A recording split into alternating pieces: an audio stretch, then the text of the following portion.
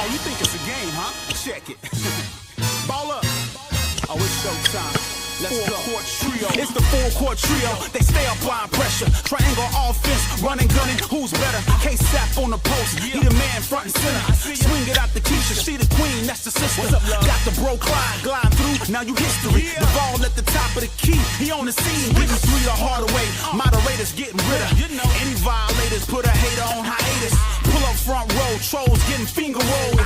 Block your shot at the rim, Matumbo. No, no, no, not in my house. It's the big three. We talk the game the best. I need an S. Livest podcast, get your views up. I average a triple-double, sending you players back to the huddle. Keep your rebuttal, stutter, step and cross you over. No look pass behind the back, you on the post. Money, talk that talk, just be ready to pour confetti. Kiss the rings of the chaps, that's legendary. The numbers don't lie, most valuable podcast. Fast breakdown through the lane, steam dash. Money, it's the full-court trio. We're applying pressure. Yo, the bro Clyde, the sister Keisha, the queen. Duval, K-Sap, y'all know what time it is. Introducing full-court trio. We up 3-0. What's up? This is 3-peat, 3 in a row. It's the full-court trio. We up 3-0. It's the 3-peat, 3 in a row. Let's go.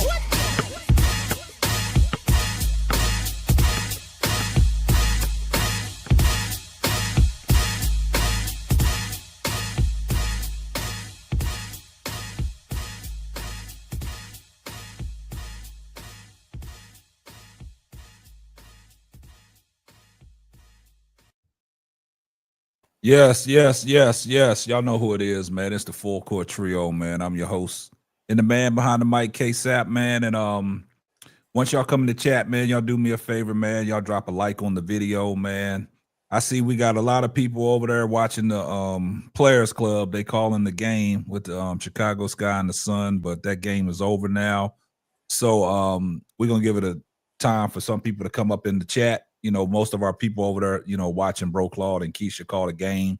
You know, they called the game tonight. We decided to go on. The show must go on. Yeah, I know it's over fast, but, you know, the show must go on. So make sure when y'all come in the chat, make sure y'all drop a like in the video, right? And what's up, man, Down Sports? I see you, my brother. I see you, Mel. Everybody that's coming in the chat, man, make sure y'all drop a like on the video, man. But y'all see the topics of the show, man. You know, the MVP race is heating up. We got the rookie battle. The fever pressure. Is Paige Bueckers going to be the franchise of the Dallas Wings? But, you know, we got an action-packed show tonight, man. So we got a nice panel tonight, man. We got two new individuals that are going to grace the panel tonight, man. And they're going to talk their ish, man. And without further notice, man, I'm going to bring them on in. But y'all see the title of the show, man. Make sure y'all drop a like on the video when y'all come in the chat, man. It don't cost nothing to drop a like on the video. All you got to do is sit back and pay attention. But without further ado, man, and let me go ahead and bring my people on. Hey, what's going on, So Pretty Tony? And what's going on, Brianna the Bull from the No Bull Podcast? How y'all doing? Doing fantastic. How you doing today? Man, hey, just one of those days, man. It's hump day. It's Wednesday. You know, we're going to get this thing popping. We all know who Court Vision is with So Pretty Tony. She don't need no introduction, man. You know, she been making her rounds on these YouTube streets, man. She been up on the panel, man, been talking her stuff. She been on the D block with Miss D and ADP. But we got a newcomer to the show tonight. We got Brianna from the No Bull Podcast. So all my moderators that are in the chat right now, if y'all have her YouTube handle, post that in the link, man. So y'all go over there and subscribe to her channel. But I'm gonna give her a chance to introduce herself. Go ahead, Brianna. What's up, everyone? I'm Brianna. I'm happy to be here to talk basketball. Again, I'm with the No Bull Podcast, where we just talk everything basketball. If you know bull, you know ball. We stay up to date on all the latest action, WNBA, NBA, fantasy basketball. I'm just grateful to be here. And actually, K-Sap was on my channel. It was like a week ago. Yeah, first time ever. And then you invited me on here to talk, and so I'm excited to talk ball with you. And I appreciate you accepting the invite. Thank you. Welcome. And let's go ahead and get this straight. So it is Brianna, not Brianna. It's Brianna, right? It is Brianna, yes. Or It's Bree. Brianna. Yes. Okay. Salute. Yeah, so y'all make sure Absolutely. y'all subscribe to her channel, man. Like I said, I came across her podcast about a week ago, man. She was talking to WNBA, man. She was giving breakdowns and things like that, talking all WNBA and things like that. So make sure y'all are following her, man. Like you said, she's been how long you been covering the WNBA when you started on YouTube? I started like middle of June. Okay. Way fresh, way new. But I've Yeah, been playing basketball since I was 5, and yeah, I love basketball. yeah, I she's a said, hooper. man, yeah. I Yeah. love I don't play as much anymore. I coach, and like I love the game so much. I'm like, man, I talk about it all the time. So why not just come into the space? And the community's been so welcoming. I'm already found myself a part of a team, Man Down Sports. Shout out to Man Down Sports podcast. I'm a part of their Friday night panels. So I'm Okay. grateful just with all the love and reception so far. Talking ball with great people. And that's great, man. And shout out to my man Mel, man, from Man Down Sports. Y'all know Mel been on the panel before, last year when we was talking to WNBA, man. So if you guys remember Mel and Sports T, that is a part of the podcast that Brianna has been on. She's been on his full panel Fridays. If y'all go check out their latest episode of last Friday, they talk some good stuff. Mel has always been supportive, man. Mel's doing big things over there on Man Down Sports. So what you guys need to do, the moderators that are in the chat now, if y'all can look up the No Bull podcast, post her link in the chat. And I want you guys to go over and subscribe to her and follow her because she gives a great breakdown on the WNBA and everything that has to Got you deal locked in, with the Bree. WNBA. That, Yeah, so y'all make sure. I don't know how many subscribers she got now, but tonight at least, man, she needs to gain at least about 60 to 70 to 80 more subscribers. So I appreciate you, Reddick Milky Way, for posting her YouTube handle in the chat. Yeah, So that's love. And like I said, this community, man, all we in these communities, man, all we want to do is show love and support to people because it's enough for everybody to eat. You know what I'm saying? We don't have to step on nobody's toes. You know what I'm saying? We just want to be supportive of everybody. You know what I'm saying? If y'all can do me that favor, is make sure that y'all subscribe to Brianna with the No Bull podcast. Reddick Milky Way has posted her link in the chat. And make sure y'all go give her a follow. Look at some of her lives that she's done. She's done a great job. And actually, she's got some great graphics as well. And she gives you a rundown on, all the topics that she's talking about. So y'all can follow. I appreciate that, ADP. So, yeah. So Jonathan Gonzalez said, what'd he say? I've seen the No Bull podcast pop up on my timeline a few times. She's another one of those podcasters that talk real basketball. That's salute. That, Jonathan. Yeah. So I appreciate everybody that's going over there. Yeah. Yes, sir. Yeah. So yeah, man, I appreciate everybody that's subscribing. Oh, right now she has 369 subs, man. And let's try to get her to 500 by the end of the night. Let's try to get her to 500 by the end of the night, man. That'd be a blessing. Yeah. And I appreciate that. Yeah. So one thing I want to share real quick, man. One of my dear friends here in the Dallas area, you always see her in the chat, man. In the dark with a smile. Her name is Michelle. Just got news yesterday that she is now cancer free. So y'all drop a heart or a blessing in the chat for Michelle in the dark with a smile. Without God's grace and mercy, this wouldn't be possible. And now she is cancer free. So you guys drop a heart in the chat for Michelle, on being cancer free. Prayer works, guys. Prayer works. That it does. Oh, yeah. And, I do have to give her another shout out because she's been rocking with me for the longest. And she always tells me that, this podcast has got her through. And, like I said, prayer moves, man. So when you go, Michelle. When you Definitely pray, moves. yeah. If you don't pray, then nothing's gonna move. So give her a heart and our blessing. And Michelle, thank you for always being here. Thank you for always rocking with us. Thank you for always showing love. So I do appreciate you. Well, guys, without further ado, we're gonna get this show started. So we're gonna talk about the MVP race. It's heating up. So basically, the MVP race between AT, Nafisha Collier, some say Alicia Gray, some say Asia Wilson. We got all four of them on there. So I'm gonna start out with the new person. I'm gonna start out with Brianna with this MVP race. Out of all four of the girls that we mentioned, who do rank them in order of your MVP so far? All right, so my order, I'm gonna start at 4. I got Alicia at number 4. Okay. The hype around Alicia, as much as I've loved to see this, the progression of this Atlanta Dream team. I think they have probably the best guards in the league. And Alicia leads that charge in that backcourt.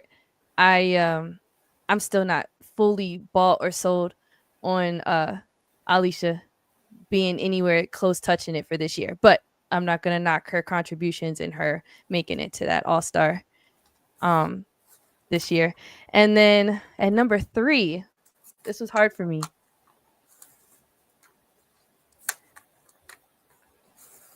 I'm gonna put, and people might chew my head off for this. I'm gonna get my head chewed off for this. I really am. I got Nafisa. I got Nafisa at number 3, y'all.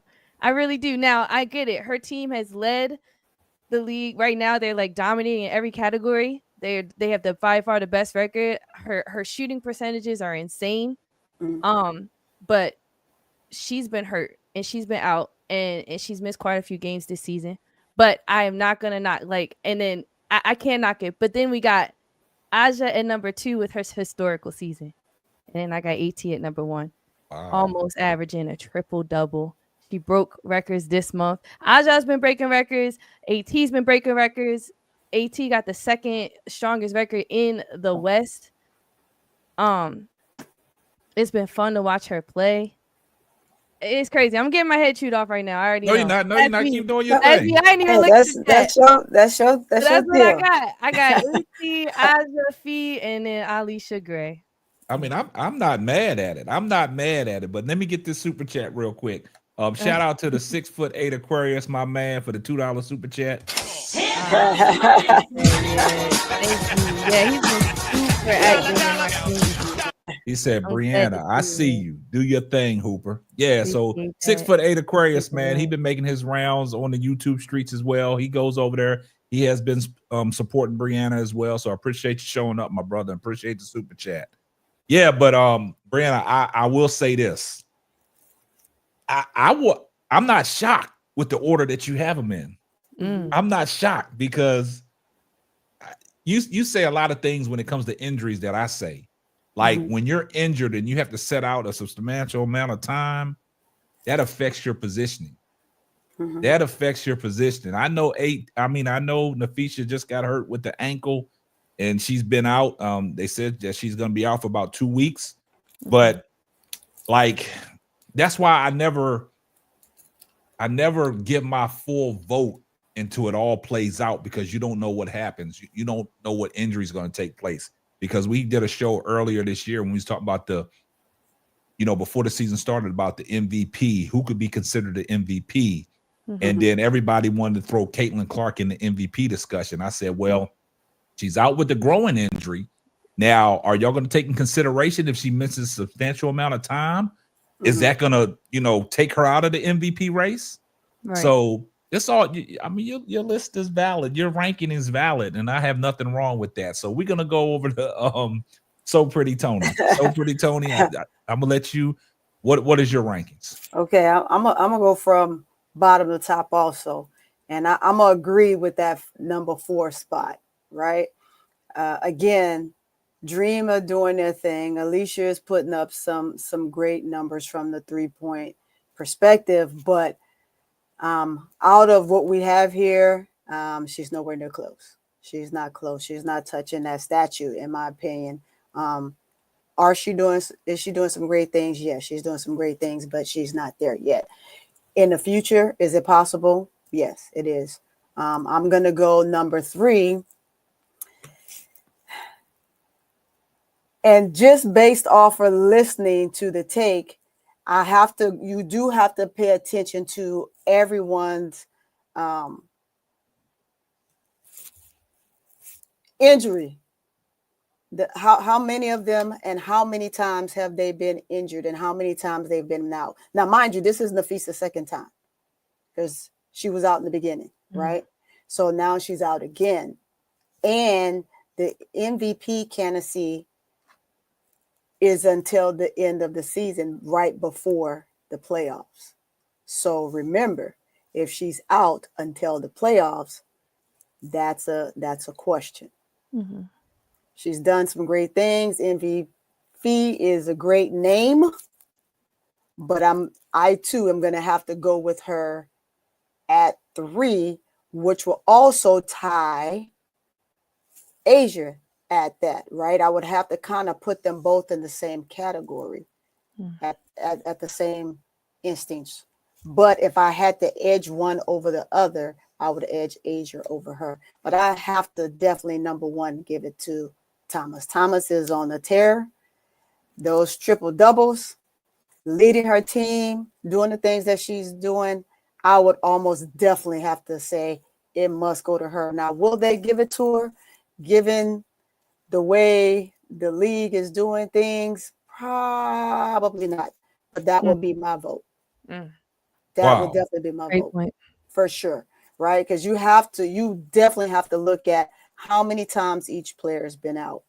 What have they done? It's going to go with the numbers, right? You look at AT, triple double. You look at Asia, block queen. If you go by point differential, yes, Fee only hedged Asia just by a 0.1 differential. It's not that much at this point since Fee is out. But Asia's been out twice. She had the concussion protocol. Then she came back and she hurt her wrist, I believe. Now you have Fee was out in the beginning of the season. Now she out again with the ankle. So you gotta have that as a weighing factor. So that's my take. Well, that's very interesting, man. From the ladies' point of view, that's very interesting. But I will say this: Alicia Gray started off the season. I had her ranked up there, but she's kind of fell off a little bit. But so we all can concede to Alicia Gray out of all 4 people we talking about that she's 4th on the list. But this is where it gets tricky for me. With Napheesa Collier, I will say this. Napheesa Collier has played so well at the beginning of the season up until she got injured. And all the talks was MVP. And she had created a gap between her and Asia Wilson. And the only reason why she created the gap between Asia Wilson is because the Las Vegas Aces came out the gate struggling. They are struggling. And everybody said, are the Aces going to be the team that's going to get back into the playoffs? We did a show, are they contenders or pretenders? And I stood 10 toes down and said, I'm not worried about the Las Vegas Aces. The Las Vegas Aces, when it's all said and done, they going to be in the mix. They try to tell me, they struggling. They need to get some pieces. Well, they went out, got some pieces. They got, Melissa Smith. They got some pieces. Everybody said that when Jewel Lloyd came over, that's going to mess up the continuity because her and Jackie Young, they play the same position. But I also said, if you put Jewel Lloyd on the bench and let her come off the bench, she would be more serviceable for the Las Vegas Aces. Yeah, looks like they were watching and listening. Yeah, so the Aces, they are struggling, and that's why I would have to no knock to what Asia Wilson is doing. She's been historical. She is the GOAT. But this is about the MVP of the WNBA this year, and this is my opinion. I have Asia Wilson at 3. Okay. Now, and the only reason why I said that because the way Nafisha Collier was playing, and like Brianna said earlier, is because of all the stat lines that Minnesota has. They lead probably in all statistical categories, and that is the play of Nafisha Collier. She has built up enough of her resume this year to still be that MVP. So, me personally, I don't want to play devil's advocate or anything like that. It's a toss-up between AT and Nafisha Collier for MVP. But if I have to rank it, I would say I would go with Nafisha Collier at 2. The things that AT is doing, nobody expected AT to go back to Phoenix it's crazy to do the things that she's doing and to have that team under the radar and sneaky good and in position to really compete for a WNBA championship. And the things that AT is doing with she had 3 back-to-back triple doubles, historical. I know Asia Wilson had the 30-20 game. Is historical. I'm not knocking Asia Wilson. Asia Wilson is the GOAT of the WNBA now. I agree. But as far as MVP, sometimes we always can't keep giving it to the same person. It's always some new blood that's going to come out there. And with AT, I just think it could be a toss-up, but, so Pretty Tony, you said it. Will they give the MVP to AT? We don't know. Right? But if I'm really looking at it from a basketball standpoint, and I don't know who the voters are, but I still think that not Asia Wilson, but Nafisha Collier will win the MVP. I think they're not going to give it to AT. As much as AT has done, I think it's for Nafisha Collier to lose. I think that Nafisha Collier will be this year's WNBA MVP. But if I have to rank them, like I said, it's a toss-up between her and AT. No knock to Asia Wilson. I don't want nobody to think that I'm hating or knocking Asia Wilson. She's been historical. She's the GOAT. Let me get that out of the way. But as far as this year, on what we're seeing, because the wins have to be accounted for something. And the way Minnesota has been dominating, that's going to be the difference. But AT, she is reliable. She's always available.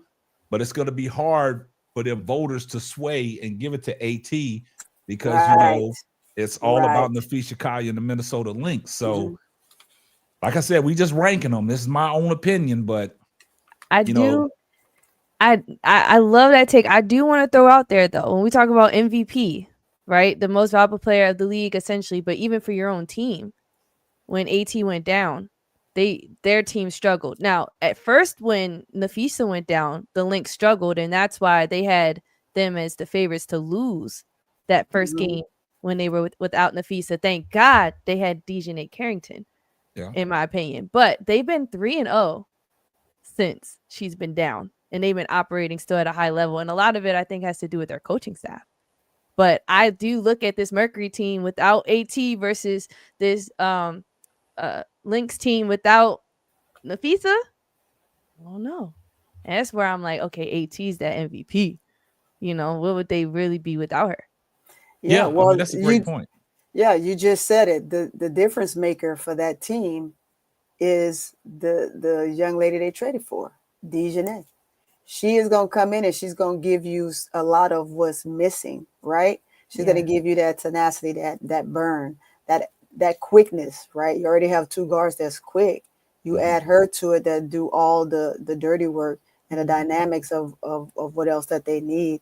You got 3-point shooters. You got people that's going to crash the boards that do all the things that Nafisha does already.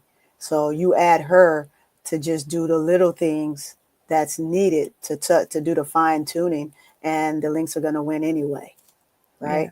So that takes care of that, and the Lynx are going to win. Now, again, back to what KSAP said, is a valid point, right, as to why she would be the favorite. Well, she is the favorite, and she probably will get it.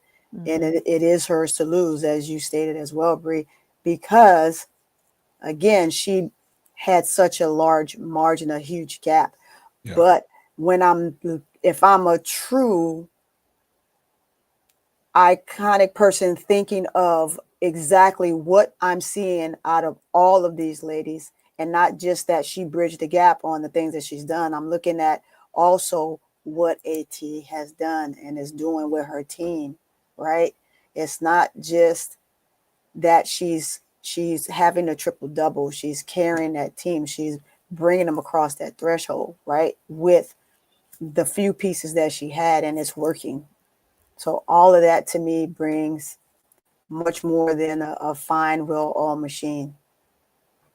Yeah, I mean, like I said, I agree with that. But this is what really upsets me, because I see some people in the chat talking about how we just gonna forget about Asia Wilson. We're not forgetting about Asia Wilson. We love her. We're giving She's Asia amazing. Wilson her props, but you got to understand, we can't right now. We can't go off a namesake. We can't go off of the fact that Asia Wilson is the GOAT and Asia Wilson is Asia Wilson. We talking about MVP of the WNBA this year, and what AT is doing for the Phoenix Suns. Like the panel has said, you can't just sweep that under the rug. You can't just throw that away. And you can't throw away what Nafisha Kyer's doing, because you know the battle last year was between Asia Wilson and Nafisha Kyer. But this year, AT has put herself in the mix, which is warranted, and that's why we're having this discussion. This is no knock to Asia Wilson. We know Asia Wilson is the GOAT. We know she is. Absolutely. But the things that 100%. AT is doing for the Phoenix Mercury, which basically Phoenix was in a rebuild when they started off the season, when they got the acquisitions, when they got AT to go there. We thought when Brittany Griner was moved over to the Atlanta Dream, we thought, and then Diana Taurasi retiring, we thought that Phoenix was going to tank. But AT has came over and she has got that team together, and they're making a statement. So in this situation, no knock to Asia Wilson, man. Asia Wilson is the GOAT. But as far as these MVP discussion, because as great as Asia Wilson is, that team is still struggling. They haven't even figured out their starting five. There you go. Thank you, Brianna. Thank you. Yeah. Thank you. So it's no knock to them. I don't want y'all to think that, they talking about Asia Wilson, man. Oh, no, we're not talking about her. We're not talking about her. We're strictly talking about basketball. It's about basketball and all of the women's accolades from this season and this season only. We're not talking about what they've done in their entire time in the WNBA. Perfect. We're talking about this season and this season alone. Where are they this season from game one to now? We're not talking about before. We know what she's done. We know what she brings. We know what she stands for. Love her to death. Perfect. But that's not what we're talking about. Hey, I appreciate you saying that so pretty, Tony. Let me go ahead and get this, man. Shout out to Sports 263 for the membership. She said, as of now, AT played 26 games, feed 26 games, Asia Wilson 28 games, still MVP for me. Team record matters, and it does. That's your opinion. We like that. We like that. It does. So we appreciate that. I like that. Yeah. And also shout out to the 6'8" Aquarius for the $5 super chat. Here comes the money.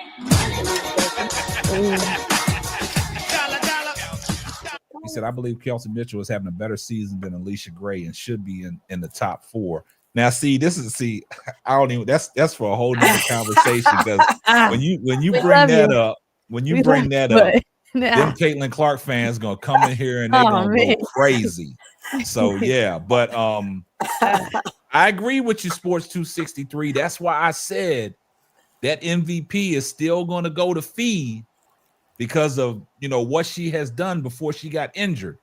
And like I said, man, their record matters. I'm not gonna reward nobody for a losing season, even though their accolades is out there. But if you're having a losing season, it's gonna be hard for me to put you up there and give you that reward.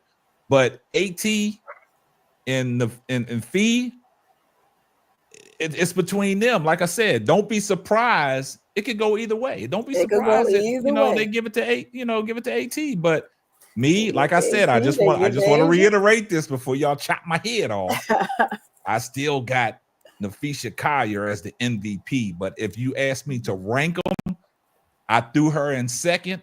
I put AT at number 1 just to give her kudos for what she's doing with this Phoenix Mercury team and also with the record. But the only reason why I had Asia Wilson at 3 is because of that team struggling in their record. Yeah, I gave AT 1. I tied the 2. I didn't even give a 3, and I had Aaliyah at 4. So I mean, it is what it is at this point. Everybody has their own opinion, right? Yeah. So. And see, that's the problem. When you give your opinion, they want to chop your head off. You know what I'm saying? Yeah. I like my head. Please let me keep my head. I need it. There you go. So look, let me ask y'all a question, chat. I want y'all to drop a 1 in the chat if you think Nafisha Collier is the MVP. Drop a 2 in the chat if you think AT is the MVP. And drop a 3 in the chat if you think Asia Wilson is the MVP. And we're going to see how that goes. I'm about to take a tally. Let's see. I'm going to take a tally. And why you do? What's up, Tulip?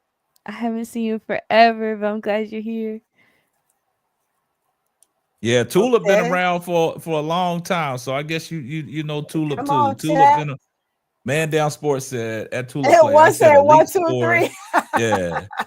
Elite scores, defenders plus team success is what makes Fee the top candidate for MVP. Elite score trumps elite facilitator. More wins trumps less wins.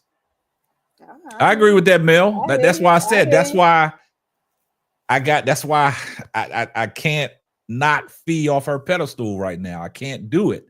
But as far as ranking them, I just had to throw AT at number 1 to give her some grace. But you know, it's Fees to lose. We know what's going to happen, right? It's Fees to lose. We know what's going to happen. I mean, it's inevitable, right? But I want to make sure that we are giving Thomas her due diligence, because I mean, man, what she's doing is phenomenal. Now, if you're Cheryl Reeve, are you, with a 27 game, you're 6.5 games ahead of the next spot in the playoff? You just clinched the playoffs today. That article dropped.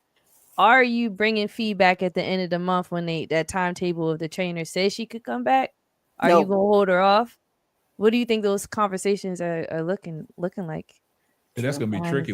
That's going to be tricky because, you know, I think you don't bring her back too soon because.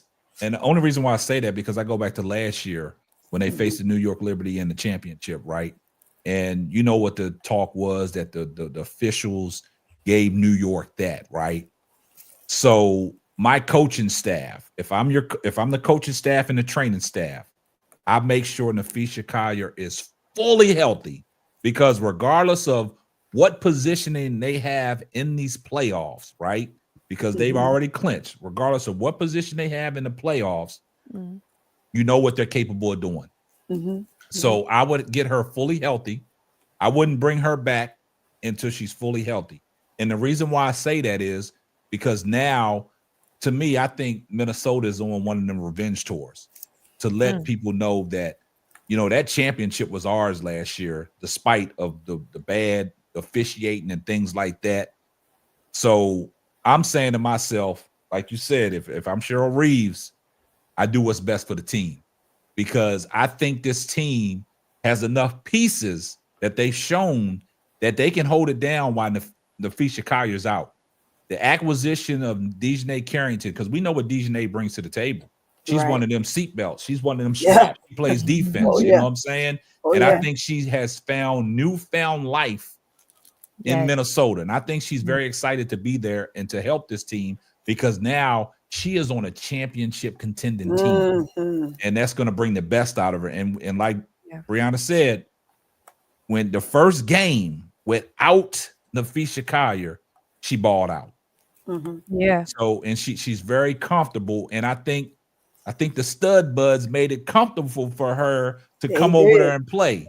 You They know what I'm did. saying? So, They they're not did. stepping on nobody's toes, and she just fitting in. So I think that was a great move by Minnesota by picking up, Dejanay Carrington. And I think that Minnesota is on that revenge tour, and I think they got to be healthy because we don't know how New York is going to play out. You know what I'm saying? Yeah. We've seen the Up struggles in the with, air right now. Sabrina. You know what I'm saying? Right.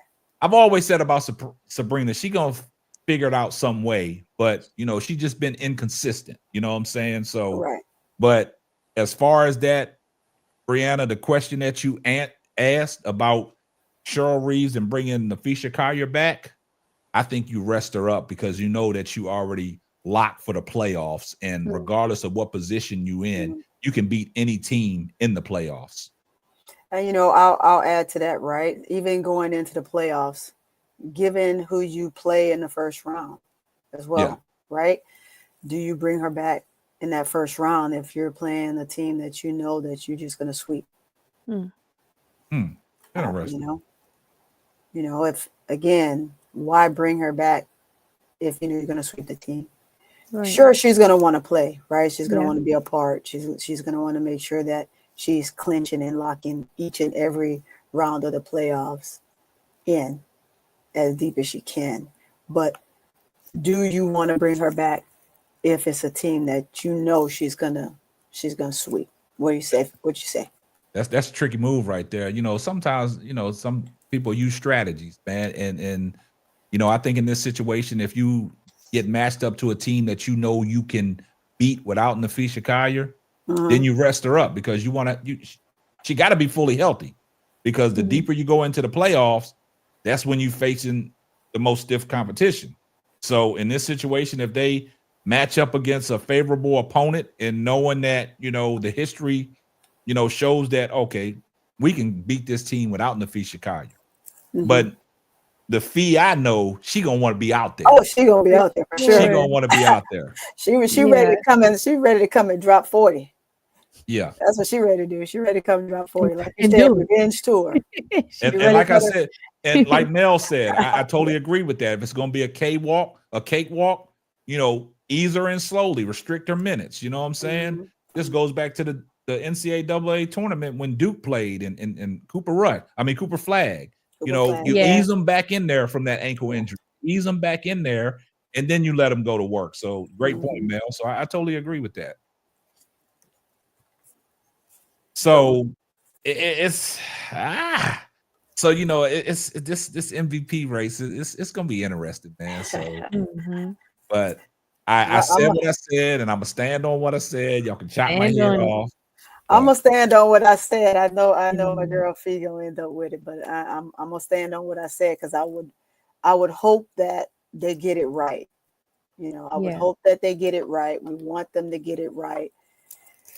But the world we live in, if it ain't what you want, it ain't. But right. you know how these voters are. They so used to seeing one thing, and they don't give credit to somebody else that deserves it. We've seen that in the NBA. We've seen it. We've seen how these things can go. And we saw it in 23. We saw it in 23. We saw it even in 22. So of the WNBA. So we've seen it time and time and again. So this won't be the first if it doesn't pan out in the right way. So it's not like we haven't seen it before. And you know what's crazy? Somebody put in the chat, Caitlin Clark's been out so much, she's still gonna give some MVP consideration. Probably. That's the diabolical situation. Probably will.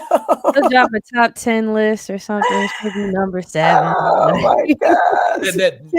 Brandon, that's the true statement that you just said that. Like you said, it's the truth. She gonna be in the top 10 in voting. Watch. Yeah, for sure. That's crazy. It's gonna be some voters that's gonna give her some votes, man. And that's why I always say about the machine that's behind Caitlin Clark, man. Yeah. Like Caitlin Clark don't qualify for no kind of individual accolades, man. She don't qualify for nothing. But some voter is gonna slide her right up in there.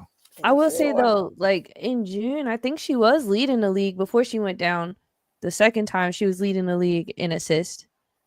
Yeah, think but she's and like a that's what they're gonna gateway use. guy. They're like, oh, she led the league in assists, so why not throw her in there? You know what I'm saying? Yeah. Yeah. So I mean, but these are always great conversations to have. Since we didn't cover this MVP race, now we got to go to this rookie debate, man. I've been hearing a lot of I'm things excited out about this one. there about Rookie. Sonia Citron, even Kiki Arafin and Kiki, Paige Bueckers, love man. you. And we gonna talk about it, man. But Woo. the thing about it is, we gonna get off into this, man. We're gonna get off into this rookie battle, man. We're gonna get off into Paige Bueckers, man. Me personally, man, I told people about Paige Bueckers. You're gonna see the real Paige Bueckers when she come to the WNBA.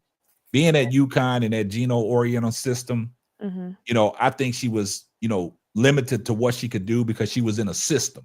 Right. But when she got here into the WNBA, you see, she got a multiplicity of skills. She got a lot of tools in the tool bag. She's a flat out baller.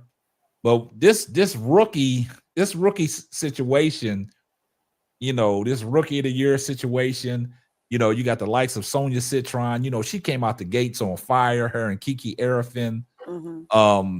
But to me personally, I know Dallas is not winning, right? Dallas, what they got 9 victories. I think they're like bottom of the West. I think. I think they got the 9th victory last night against the Indiana Fever. Then you look at the Washington Mystics. You look at their record. You know what I'm saying? But out of them 3, between Paige Bueckers, Kiki Arafin, and Sonia Citron, man, this is gonna be a tough one. I don't know which way the voter's gonna go because all 3 of the rookies that are playing exceptionally well, they're at the bottom of the barrel. So I'm gonna you gotta pick one. Yeah, you gotta pick one. So look, like I did before, I'm gonna let Brianna start it off again. All right. And I want to see how you feel about Paige Bueckers. It's gonna be a 2-part thing. How you feel about Paige Bueckers being in this rookie conversation? Does she have a chance to win WNBA Rookie of the Year? And also, do you think now going forward, she is the franchise for the Dallas Wings? Got it. Okay. So I'm gonna start off with your first part of the question. Rookie of the Year is Paige Bueckers, hands down. I don't even know why they drop articles about other people. Because look, listen. Tell me what rookie is doing with what she doing, not only on the offensive, but on the defensive. And when I was watching her play defense, she's not just sticking, and she's sticking their best player. Yesterday, she had the assignment of Kelsey Mitchell. She's had assignments of other best players before. And the fact that you're the leading scorer, like you're obviously the offensive calluses for your team, as well as having to stick the best player on the other end, says a lot right there about what you bring to the game and what you bring to the team. Aside from that, I think her being a rookie and her turnovers are so low. Yes. I'm impressed. She had this 30-point game where she didn't even have a single turnover. Like, I think that's amazing to me. And watching her play every night, I think I'm a little biased too with her pull-up game. I think about the pull-up is probably my favorite part about the game. It's underrated. And SGA is making it cool. Paige is making it cool. Yeah. Westbrook tried to make it cool back in my day when I was hooping. I appreciate that. But I'm saying, like, she just brings this element to the game that's fresh. And you know what? When I saw the All-Star votes come in, she had more votes than Caitlin did. So darn right, I think that Paige is going to get this MVP of this Rookie of the Year, hands down. The people love her.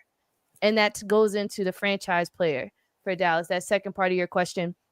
I look at this Dallas team and they made really good, smart moves with their cap space, acquiring the first round picks the way that they did and leveraging that. I think they need to get rid of Arike. Just get rid of her and keep building on your backcourt. I like their front court. I'm not mad at it. I think Lee Yaru is probably one of my underdogs of the league as far as like a backcourt, front court player. And I think they need to keep investing into their bigs. What's Luis, the rookie, the way she can finish at the rim. They just need to figure out a system. Yeah. And with Paige leading this system, I think they can keep the ball, speed it up. but I also think that they can develop more in their half court offense and not just settle for shooting anything up off the first pass. And I think they do a lot of that. But I'm excited to see them develop their players. They need to focus on really good picks. They have a good mix of both backcourt and front court, but get rid of Enrique. Pick somebody who's going to bring you speed and sustain your size. Because size is winning these days. Get a big guard like Rickea Jackson, similar built, and Dallas is gonna be a force to reckon with. They remind me of like how Memphis was 2 seasons ago, and then they came back and was number 2 in the West overall. Yeah. That's what I feel like this Dallas team is gonna be next year, and that's the direction that they're headed with their Rookie of the Year leading the charge. Wow. Hey, y'all give it up to Brianna. She cooked on that one. So we got to give her, on this show, we give people the clues bomb. So we got to give it to her. Cooking with Bree tonight, man. If bull, bull. There you go. And you got people in the chat and saying, okay, I'm convinced. I'm subscribing now. I know. That is love right there. You exactly. You cooked on that, Bree. I didn't think you was going to come at that angle. And when you said about Lee LaRue, man, it's like last night's game. She came off the bench and dropped 20 against the Fever. You know what I'm saying? And we've talked about Lee LaRue here on this channel plenty times because we went back to a couple games and said, man, if you're dependent on Paige Bueckers to be out there by herself and the only help she's going to get is from Lee LaRue, man, that is diabolical because we know what Enrique Umwawale brings to the table, but she something about Enrique is just, I don't know. She wants to be the franchise player, and she's not. Gonna happen. It's not going to happen, Enrique. She's been trying for a while. But I gotta. Hey, look, man, I'm gonna have to. Yeah, man. Brought out the big gun. Yeah, I had to bring out the big guns on that. Yeah, man. How do you follow that one? Good. Yeah. Brianna, she just, Bree just cooked that one.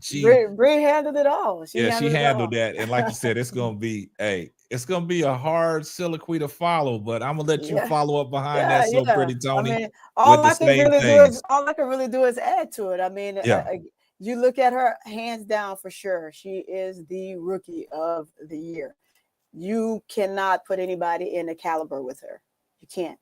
When I look at Paige, I'm looking at Paige as another one of those Penny Hardaways, right? She is dangerous. She's dangerous. It's a lot that this young lady can do, and she's showing you in spurts. When she give it to you full blast, your head gonna spin. You ain't gonna know which way to turn. She is great. She sees the game way far beyond what you expect her to, and like you said, coming from the program she was in, she was limited to what she can do, or was able to do. But now she full blown and deferring right now to Enrique, so she can let Enrique do her is something that I wish she wouldn't do. But if Enrique just stepped back and let her do her, they would be further along than they are right now. But however, whichever way she can get it, she's doing it. And I think her being and doing what she is now, becoming that franchise player and is the franchise player, man, we're going to see a lot of great things coming from Dallas, and using that cap space and utilizing these free agents that's going to be coming up. When all of these players are running around here free, you get the right players tied in with Dallas, and Dallas is going to be dangerous. Yeah. Hey, I will say this, man. Y'all two young ladies, man, I didn't expect to hear this from y'all tonight, man, but y'all on fire. I got to give y'all a round of applause because y'all are on fire tonight. Y'all are cooking, man, and that's what I like about when we talking basketball, man. Like, we give you the facts, man. So keep your feelings out of it. And these two young ladies are killing it right now. And like I said, that's a hard act to follow, right? But I will say this. I think Bree and So Pretty Tony summed it all up about Paige Bueckers. And I've always preached this at the beginning of the year when we talked about Paige Bueckers coming into the year about what do you think she's going to bring to the table? And the first thing I said, y'all going to see a Paige that we never seen before, because y'all know playing at UConn, Gino Orientum, he runs a system. And when you're bogged down in the system, you really don't have to bring all your tools out the tool bag. But when she came into the WNBA, this rookie campaign, we've seen all the tools in the tool bag. We've seen the flathead screwdriver. We've seen the Phillips screwdriver. We've seen the hammer. We've seen the vice grips. We've seen the crescent wrench. We've seen the Allen wrench. We've seen it all.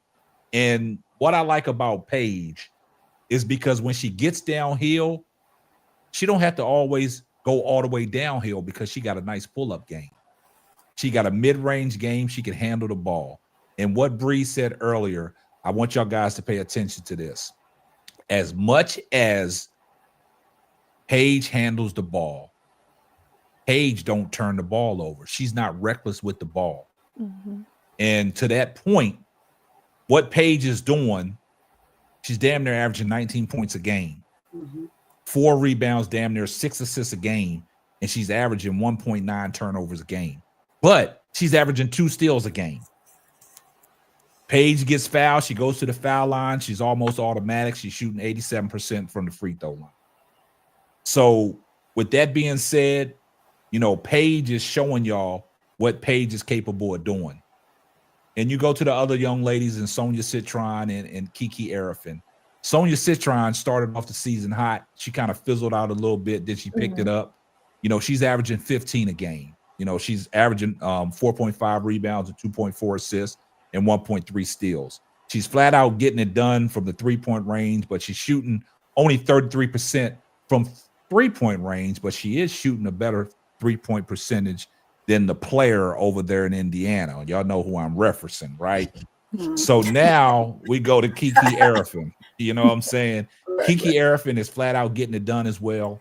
Averaging, you know, 12 points a game, 8 rebounds, 1.5 assists, and 0.7 steals.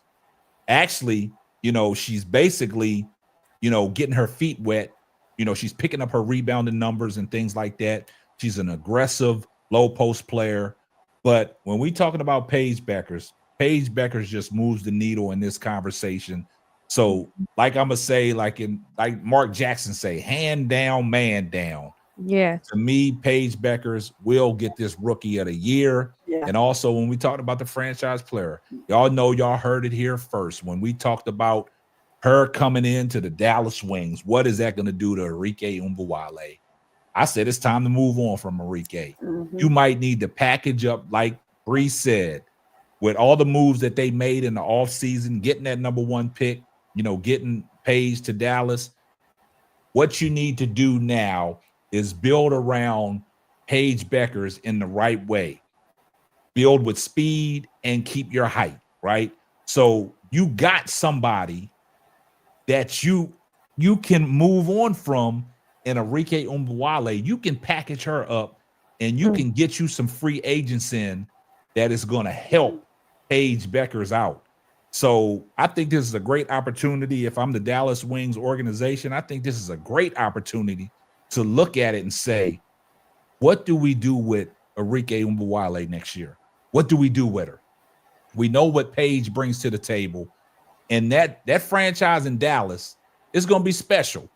But you just got to build the right people around Paige Bueckers, man. And if they do that, like y'all said, it can be some exciting times here in Dallas, man. They already got, you know, Paige on these billboards all through the Metroplex, man. So we know they trying to send a statement like, look, out with the old and in with the new.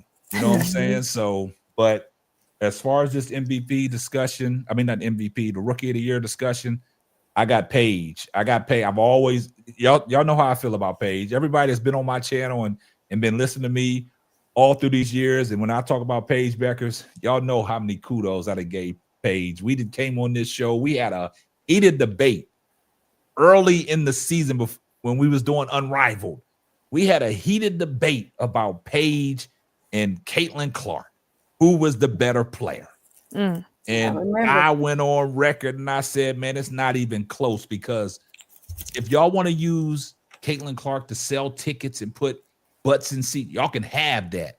But when we talking about basketball and skills, man, Paige, you can't hold Paige, man. Paige got it all. And like Bree said, A lot of things that Bree is saying, just pay attention to, because we always talk about playing both sides of the floor. It ain't the fact that Paige can get it done offensively, she can get it done defensively as well. Absolutely. And that's important. Caitlin's so slow on defense. You gotta hide her on defense. They hide her. Bree, don't do it, because they're gonna start coming for your head. Don't do it. Forget how to sit on the bench. Sit on the bench to the end of the bench. You see they got Indiana in the zone. Y'all. Exactly. They got it in the zone, and if Caitlin come back, they probably gonna stay in the zone. Man, look, hold up, man. Bree, just don't come over here and take over the whole show. Don't do that. Don't do that. Because this is what I want to say, Bree. Now, see, guys in the chat, I want y'all also, and the people that are listening, you know, we got 142 people in here watching, man. Please drop a like on the video. Please drop a like on the video, man, because y'all getting this work tonight. And what Bree has brought over here tonight has exemplified what we've been talking about when we talk about Caitlin Clark on the defensive end. Right. See, you got other people besides us that say Caitlin Clark is that cone on defense. And you got somebody else that played basketball at a high level, played in college, knows the ins and outs of the game, knows what it takes from the point guard position offensively and defensively. And Bree has made it be known the things that we've always uttered about. I call her the player, Bree. I don't even mention her name half the time. I just say the player. Yeah. But say that name, boy. It's fire. Exactly. So what Bree has been telling y'all since she's been here, and she just dropped the soliloquy about Caitlin Clark, it's nothing but facts. It ain't us hating on Caitlin Clark. We're giving y'all perspective the basketball way, not from no other gibberish. This is nothing.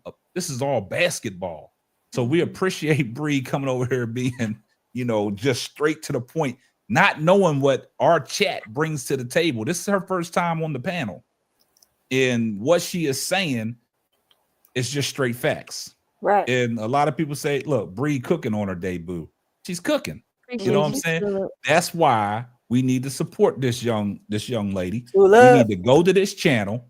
We need to get these subs up, get these watch hours up, because YouTube needs her. Because this is one person that is spitting facts and getting it out there. Just like So Pretty Tony. Y'all have to be subscribed to her channel too. Because, I'm coming, y'all. I'm coming. Look, So Pretty Tony been making her rounds, man. She coming. Y'all didn't see her coming, face, y'all. man. I'm coming. You know, the thing about it is we got that's what I like about this community, the Simply Ball Dropping Networks. And like I said, Bree came from over there at Man Down Sports. I've been rocking with Mel for a minute.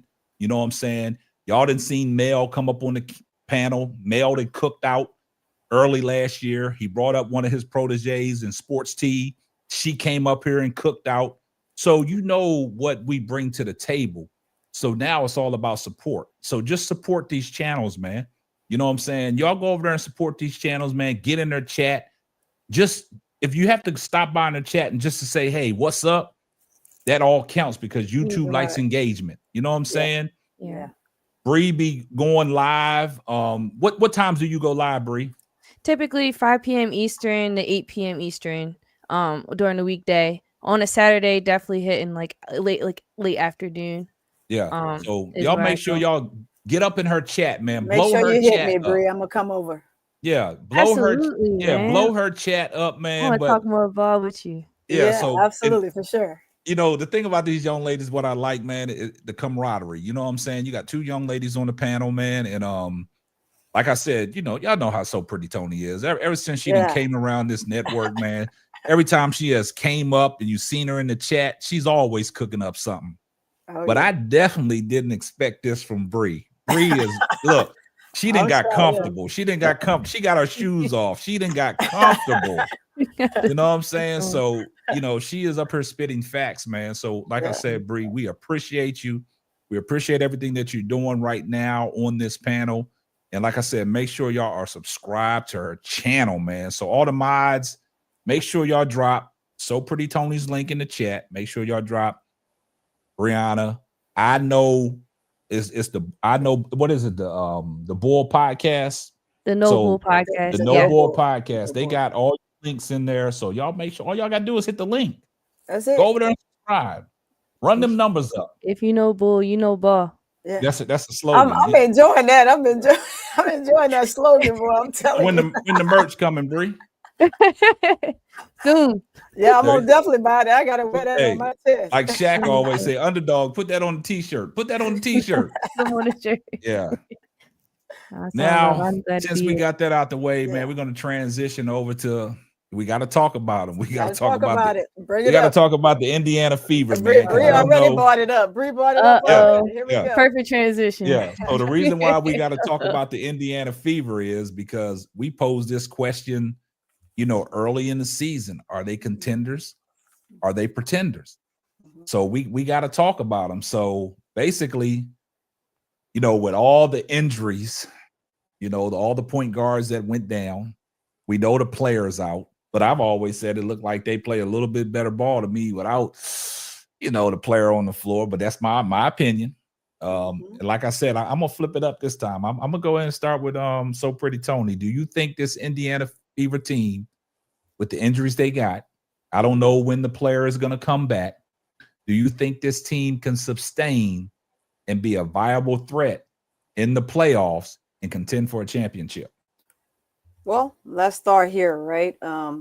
They did a great job with moving some pieces and doing a pretty good job with bringing in some caliber players and surrounding Caitlin with some players that will help build the team and get Kelsey Mitchell some help, right?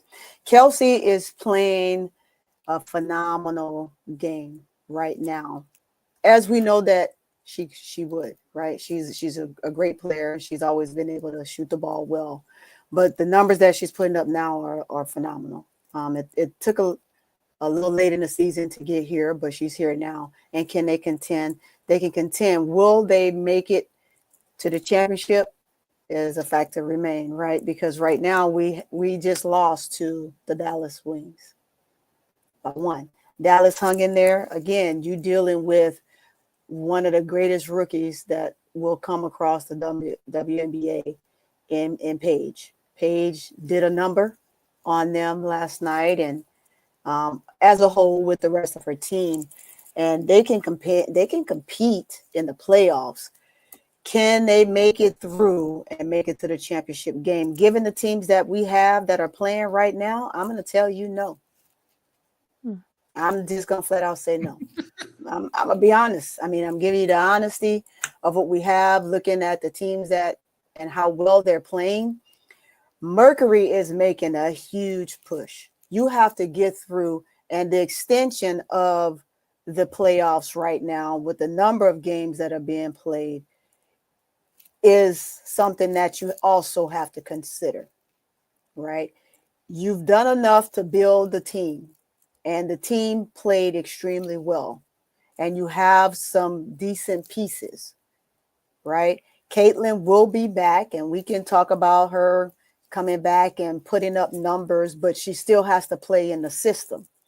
The system has to work for her, and she has to work with the system. It's not a matter of what type of coach you have or what a coach can do for you. It's how well you can play within the system of the team that you have. Because no matter amount of how many points you put up, if you cannot play within the system and the team around you, no matter how many pieces you put there, you're not going to go nowhere. That's important for me to say for all you fans in this chat that are fans of Caitlin. I like her. I think that she's a great player, but we have to look past the fact that she has a deep ball. We all know that we have to do things to hide her defensively, right? But what can she do to help her team? It's not about what she can do to help herself. Not what we can do to make sure that Caitlin shines. It's about what can we do to make the Fever shine, because it's a team effort. The pieces are there. They can contend, but this year is not their year. I'm sorry. Well, y'all, woo, y'all ladies lighting it up tonight, man. I don't know what it is, man. Y'all must have I don't know what y'all put in y'all drink tonight, man, but y'all are spitting facts tonight, man, in the panel. And I appreciate that. And everybody in the chat is loving everything that y'all bringing to the table. So with that being said, man, I got to turn it over to Bree. Go ahead, Bree. Yeah, to go off of what Pretty Tony said, I mean, I don't think that they're contenders. As much as we love to see them have their moments where we got right now Sophie Cunningham's, I guess she's heating up. And before Ari went down, before Sydney went down, they started Sophie over Lexi because Lexi Hall's having a crazy season, but it's the depth. And the reason why I even struggle having New York Liberty making deep playoff runs because they don't have the depth. And that is and this is even before they had their injuries. They didn't have the depth. Damaris Dantas, what is she doing? You know? Bibby, Bibby has her moments, but it's not enough. Now they added an Odyssey, and I want to see her get more comfortable and see where that goes. But I'm looking straight at the camera, and I'm gonna hold y'all hand when I say this.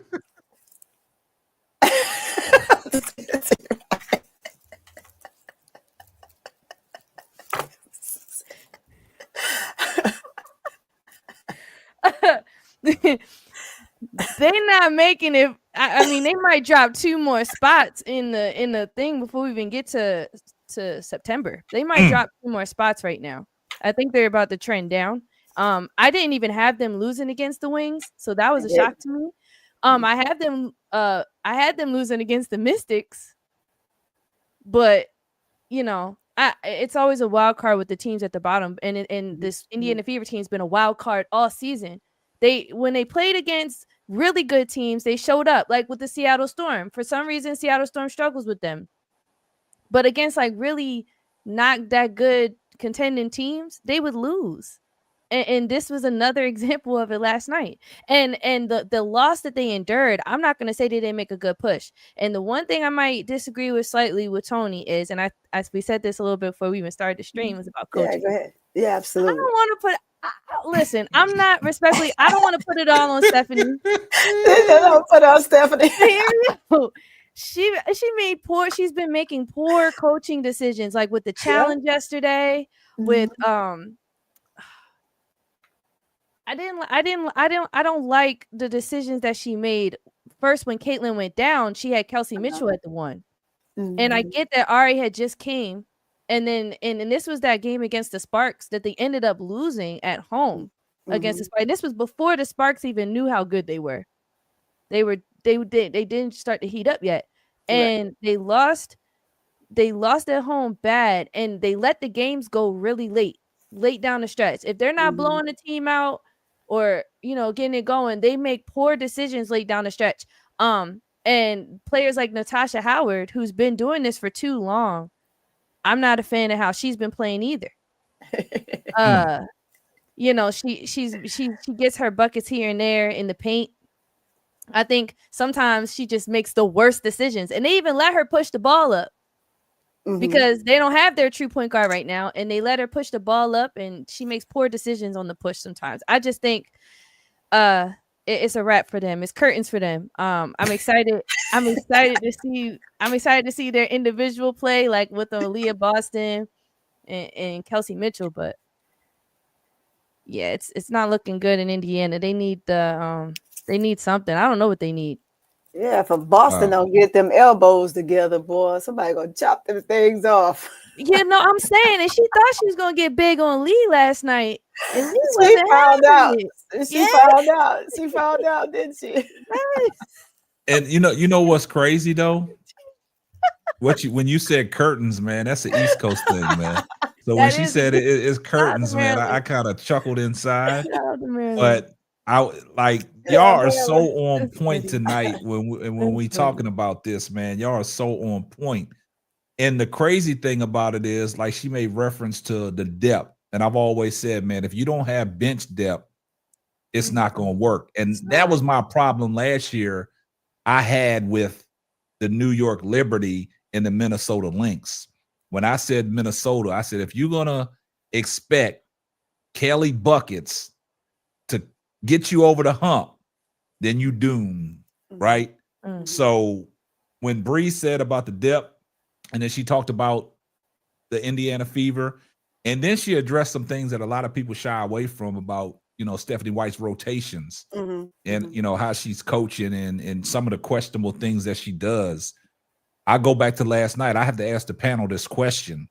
Mm-hmm. That last possession when Paige came down and it was an 81-80, game, and Paige came down and she missed the floater in the paint and they got the rebound. Didn't think about calling the timeout to get it was a possession timeout where if Stephanie White would have called the timeout, you can't draw up a play. You just got to inbound it, right, to get a new set.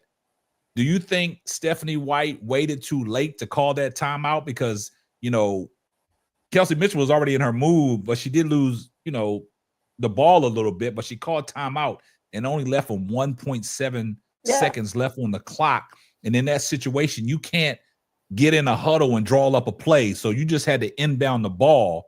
And off the rip, why would you inbound the ball to the corner where Kelsey Mitchell was fading out of bounds? Guess who told her to go to the corner? Guess who told her to go to the corner? Guess who told Mitchell to go to the corner? I didn't want to say I'm gonna say it. I didn't want to say that. Guess who told her to go to the corner? Y'all heard me. I didn't say it. So Pretty Tony said it, guys. Coach CC. Yeah. Coach CC drew it up and told her to go to the corner. I'm gonna say it plain as day. Coach CC. And the coach let her say it. The coach let her do it. So I mean, it's a two-part, right? I'm gonna rock back in my chair on that because the coach. I'm glad you said it because if I'd have said it, they would have killed me for it. Oh, you just a hater. You just this. They gave her. They had to do that possession too because they made a terrible challenge. They had an opportunity to do a great challenge in the second quarter. Yes, and they didn't act on it. Stephanie White had 4 coaches standing up, I think, in the second quarter trying to convince her, I think, to make this challenge call. No real money. It's not. See what I'm saying? You see that, Bree? No real money. It's not. You weren't listening to what we were talking about. Real money. Come on now. What real money talking about? Oh, you talking about is this a CCH channel? See what I'm saying? No, you ain't paying attention to what we talking about. Real money. That's what happens. I'm not a hater. When we talk about that, that's what happens. That's what they say. Anything we say negative about CC, this is what we get. The whole conversation, sweetheart. They pick and choose. Hate channel. Now it's all fair in love and basketball. Yeah. Yeah. Just like when you're in between them lines. If you say something, you do something wrong, I dot you in your eye, and then we keep moving. Okay, we got Keisha that joined the panel. We got original member of the Fullcourt Trio. What's up, Keisha? What's up, Keisha? What up here? Keisha, hey, these young look, all I gotta do is sit back, throw my hands up, man. These ladies got it, man. These ladies got it, man. They are doing their thing. Don't let him get away with not doing no work, ladies. You know. Nah, they got all. This is 3 days in a row for me and you.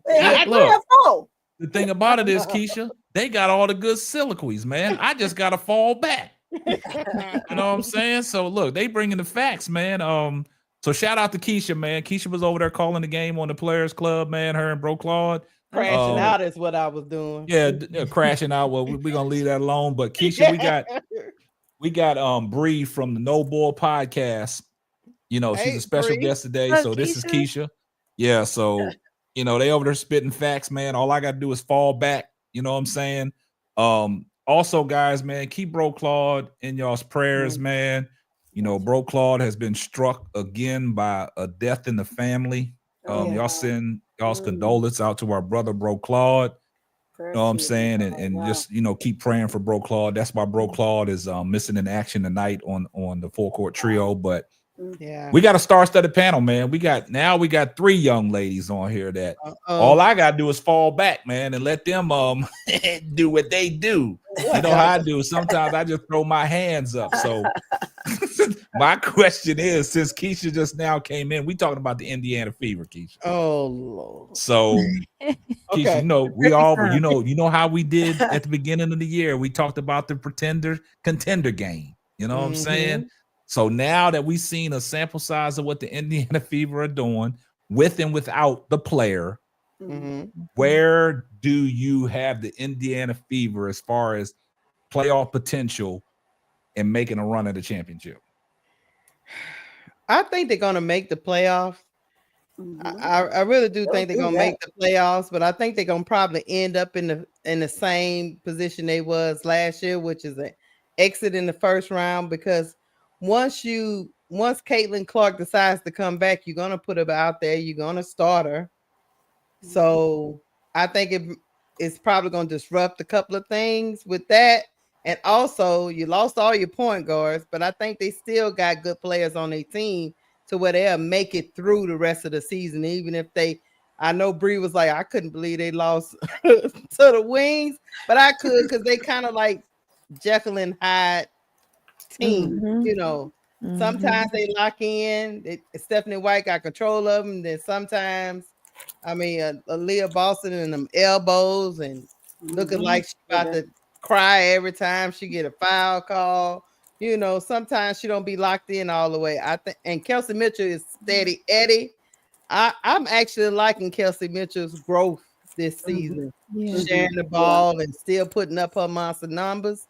But I think they're gonna get to the first round, and whoever's in the first round is probably gonna take them out. Even if Caitlin comes back, I know the CC Fever fans don't want to hear that. What they want to hear is CC gonna come back and take them to the finals. She's not gonna come back and take them to the finals. Matter of fact, can I be honest? Be honest. That's what we're here for. She probably should just shut that thing on down and not come back at all. I think she should just get herself healthy.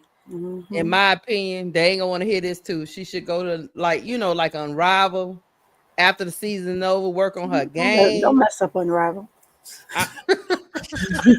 Hey, I'm sorry, that slipped out, John. That slipped out. It's a fast game, and she need to work on being fast. You know what I'm saying? She need to work on it. Yeah, I don't think she do. She's quick. She just has to. She has to work on it. Yeah, she just has to work on it. And here's the thing: even if she do come back, you think they go into the finals? No. Here's what I think when it comes to that, right? Because you have Odyssey Sims, and Odyssey Sims is known to do some great things when it comes to that. But the downfall on that is, CC coming back, right? Like everyone on the panel just said, CC coming back, and the ball is going to go back in her hands, which will take it. You might as well alleviate Sims being on the team. Sims is a true point guard, and you have to allow her to do her job. If CC comes back, you're not going to have the ball in her hands. You're not going to have the ball in Odyssey's hands. And that's where the frustration for Odyssey is going to come in.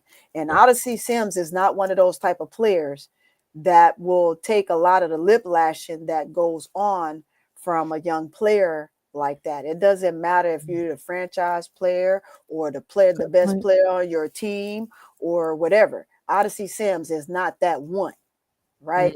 She that one if you come at her the wrong way. So she's very humbling. She's a great point guard. She can get you where you want to go, but you got to allow her to do her job. I think she will complement Mitchell's game. I think that she will do wonders if CC will allow her to do that. And I'm going to say CC because this is CC's team, right? As well as be able to feed Boston just as well as CC can. Everybody come in and have a 5-man running team and run and gun, and they will do some things. I don't know how far they will go, but utilize the point guard that you have in the right capacity. If you don't use her, then you gonna be up a paddle. I want to say some other words. I think Tony and Bree and KSAP, I think I think Stephanie White made a mistake last night. I would have started Odyssey Sims. I would have started her. That's Yeah. your guard. You have to use her. You have to use her. If you don't, you recruited her for what? To sit her on the bench? But see, guys, see y'all missing the big picture. Y'all missing everything that I've said about when you picking up these players, these point guards, right? And we see the same situation in Chicago. Yeah. Y'all got Uzan. Why did y'all pick her up? You know y'all don't have a point guard. Why don't you let this girl play? Why don't you give her the ball? That's the point guard that y'all went out there and got to replace Courtney Vandersloot when she went down. Y'all know y'all not going to let Haley Van Lith cook. Y'all know y'all not. Ariel Atkins says she's not a point guard. So now y'all brought a true point guard in there, and y'all not letting her play. The same thing with Odyssey Sim. Look, Sid Colson went down, right? Ari McDonald went down. What don't they have? They don't have a point guard. And like Bree said, Stephanie White trying to use Kelsey Mitchell as a point guard. She's not a point guard. She is a two guard. She is a scoring machine. She's the bailout queen, right? So now you bring in Odyssey Sims. Why don't you let her play? Let her play. Yeah. Why don't you let her play? I don't even think size is an issue for them because they've been rocking with the 2 front court aside from Damaris, but they've been rocking with 2 front court and then Lexi Hall getting away with that. So it's I don't think size is an issue either. So they're just being fools. And like Bree said, she made another good point. Now you got to look at the depth of Indiana. That's going to be an issue. You know what I'm saying? So I just look in this situation like all y'all women everything that y'all said is true. I just don't think, me personally, to piggyback on what y'all said, I've always said, Akeisha, you know, I've said it from the start. I said they pretenders because when we went over this before and we got into the, beginning of the season and the stuff that DeWanna Bonner said, I said, I don't have no problem with DeWanna Bonner said. Yeah, you gave her a pass and I gave her a pass. And the reason why I gave her a pass because it was almost a filling out process for DeWanna Bonner. She told y'all that we had to get in there and we had to put all our egos aside and we had to come together as a team. And we know that did not work. And I think, and I'm going to stand on it, and I think that's why DeWanna Bonner wanted out. She got in that facility and knew things was not the way they were supposed to be. Knowing she played in Connecticut last year with Stephanie White, the reason why she signed with Indiana in the first place was because of Stephanie White. Stephanie White probably promised her some things. It didn't go that well, and she wanted out. So that's why I said I had no problem with what DeWanna Bonner said. But then I also said when everybody said, "Oh, they're gonna be a championship team," it's championship or bust. Nah, they pretenders, and I'm gonna stand on that, regardless if Caitlin Clark was fully healthy, because it goes back to the narrative, like So Pretty Tony and Bree said, when she comes back, is she gonna be able to work with everybody? It's gonna the way they're playing now, the way Kelsey Mitchell's playing. And now that you got Odyssey Sims and you're not playing Odyssey Sims, if Caitlin Clark comes back, now the ball goes back into Caitlin Clark's hand and everybody else is standing around. And she said something on an interview she did the other day, and she downplayed her team, and I just don't think that's cool at all, right? What'd she say? Oh yeah, it's just difficult that you got to be at this level and teach your players on how to move, how to move around on go on the down screen. I mean, she just downplayed everything about her team. Who said that? Stephanie White? No. Oh, who you think said it? Well, I want you to say it because I don't want to say it. You know what I'm saying? I want you to say it. I'm gonna let the ladies say it. That player, CC said it. I mean, it's point blank. It's an interview she just did. I mean, she just did the interview 2 days ago. And the thing, and don't get me wrong, she's not wrong, right? She's not wrong, but not don't say it in the public. You don't say it in the public, right? There's some things that you spill out. You air out certain dirty laundry, but some things you don't as a player, right? There's some things that you keep in the locker room that you just don't air out. But when you're freewheeling and you're doing stuff like this and you're not playing, when you do get ready to come back and play and you're expecting your team to play with you, they don't want to play with you. Hell, you'll be lucky if they give you the damn ball. Okay, let me get this super chat real quick. Hey, shout out to the 6'8" Aquarius for the $10 super chat. Yeah, we can Here comes the money.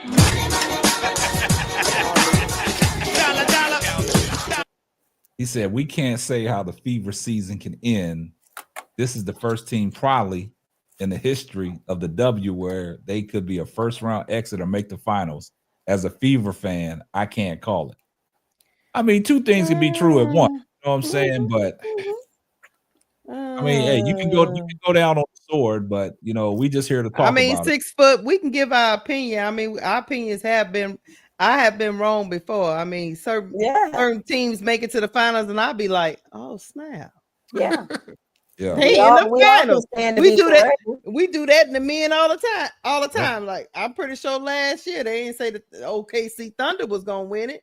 A lot of people didn't say at the beginning of the season. I thought they needed a veteran, but they proved me wrong. They proved you wrong, right? Hey, we admit when we're wrong. We'll see. Time will tell. We'll see. We just and the time is coming soon. So we just pointing out the problems that we see right now. Now, of course, Stephanie White, maybe as a coach, she can steer through all of this.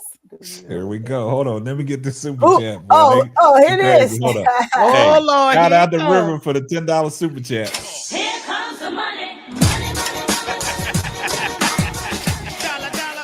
Oh, come on, man. Said it will go down who the real best point guard is between Paige versus Clark when the Olympics are here, and who will start out the two and say Paige, a two-way player who has the mid-range Mamba. Listen up. Let me tell you something. I got some words for you, young fella.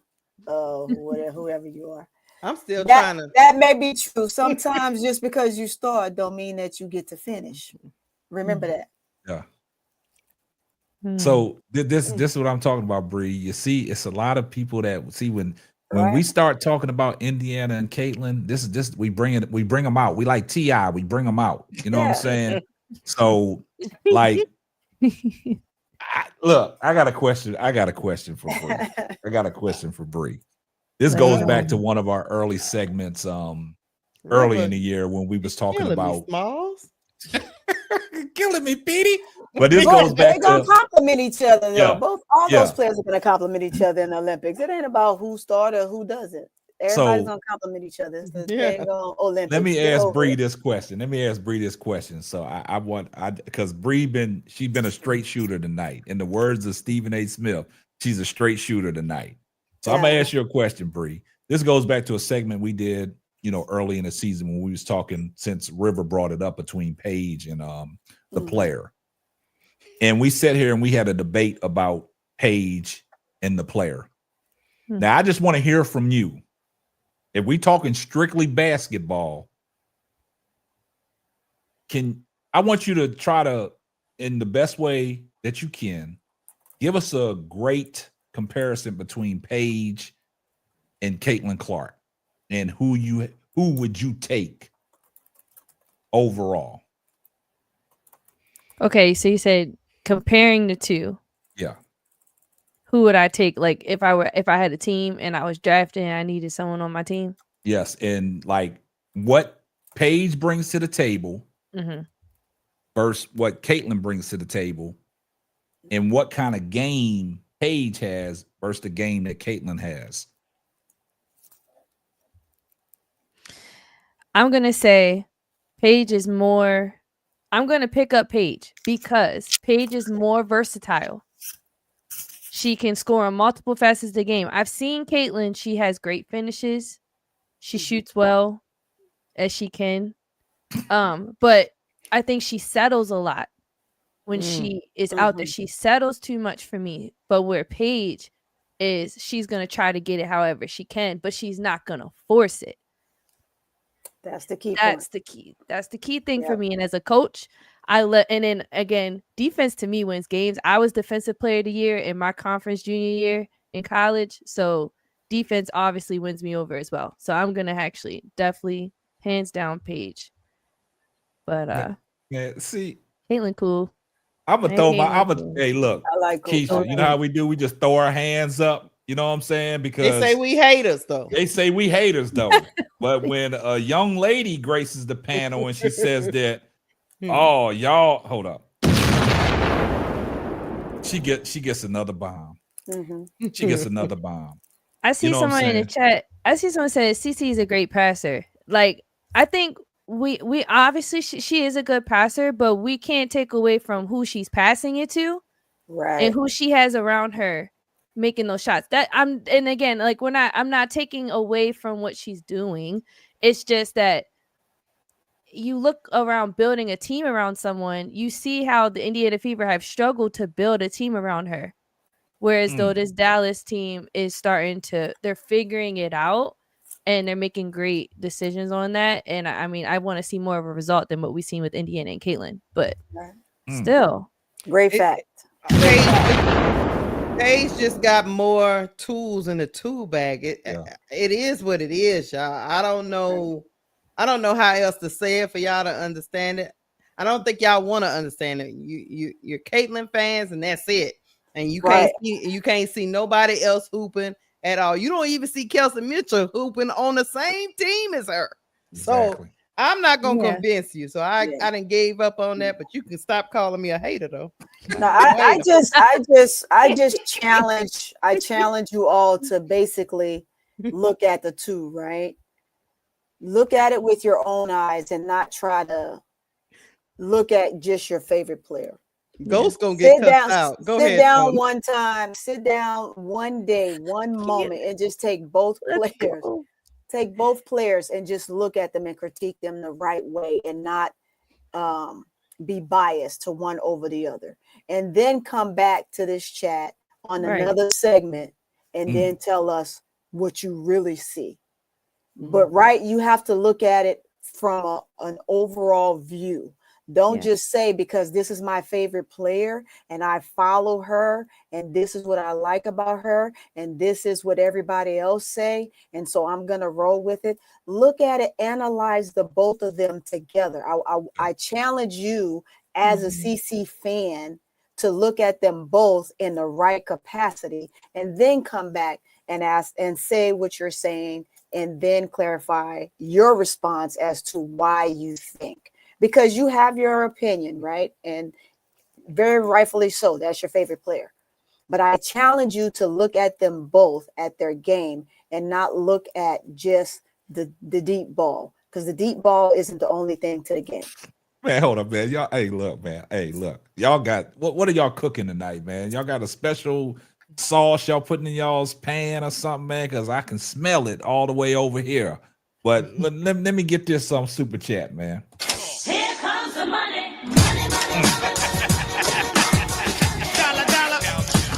River, you're on fire tonight. Said Paige is a hooper and Clark just a good basketball player. That's probably River. Hey, look, River, that's probably one of the realest things you said all night, man. We appreciate that. And then somebody, this is fun. This is how funny they are, Bree. Look what somebody said. Caitlin is an equal opportunity passer. She passes to both teams. Laugh out. Sorry. That's how diabolical they are. You know what I'm saying? And Come on, y'all. Man, look, that's funny. Look, Bree, we can't make this stuff up, man. Be nice. This is what they do. Let me give him an example before you get to the next super chat. KSAP is a big LeBron fan. Man, leave LeBron out, man. Hold on. I like Steph Curry. I like him, and he's one of my favorite players. Okay. Right. That's right. But in no shape or form would I come up here when LeBron was in his prime and Steph was doing his thing. I will never come up on a podcast and be like, Steph better than LeBron. That's what some of these people doing. You see what I'm saying? It's scary. That's crazy. Like Steph is great. Don't get me wrong. He's one of my favorite players. Yeah. But I'm not gonna come up here and be like LeBron trash. No, Yeah. He's better than him just by his physical attributes. Yeah. You just got to keep it a buck. And then also when they start comparing the two, they play two completely different positions. So thank you. And that's another thing we gotta look at because that's huge. That's huge. Yeah. You gotta all right, man. The 6'8" Aquarius. Well, you on fire again. Here's a trick. Here we question. go. Shout out for the $2 super chat. Here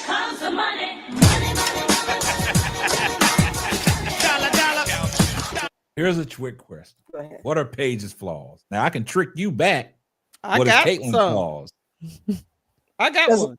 Because we gave them to you already, but go ahead, Isha. I got one.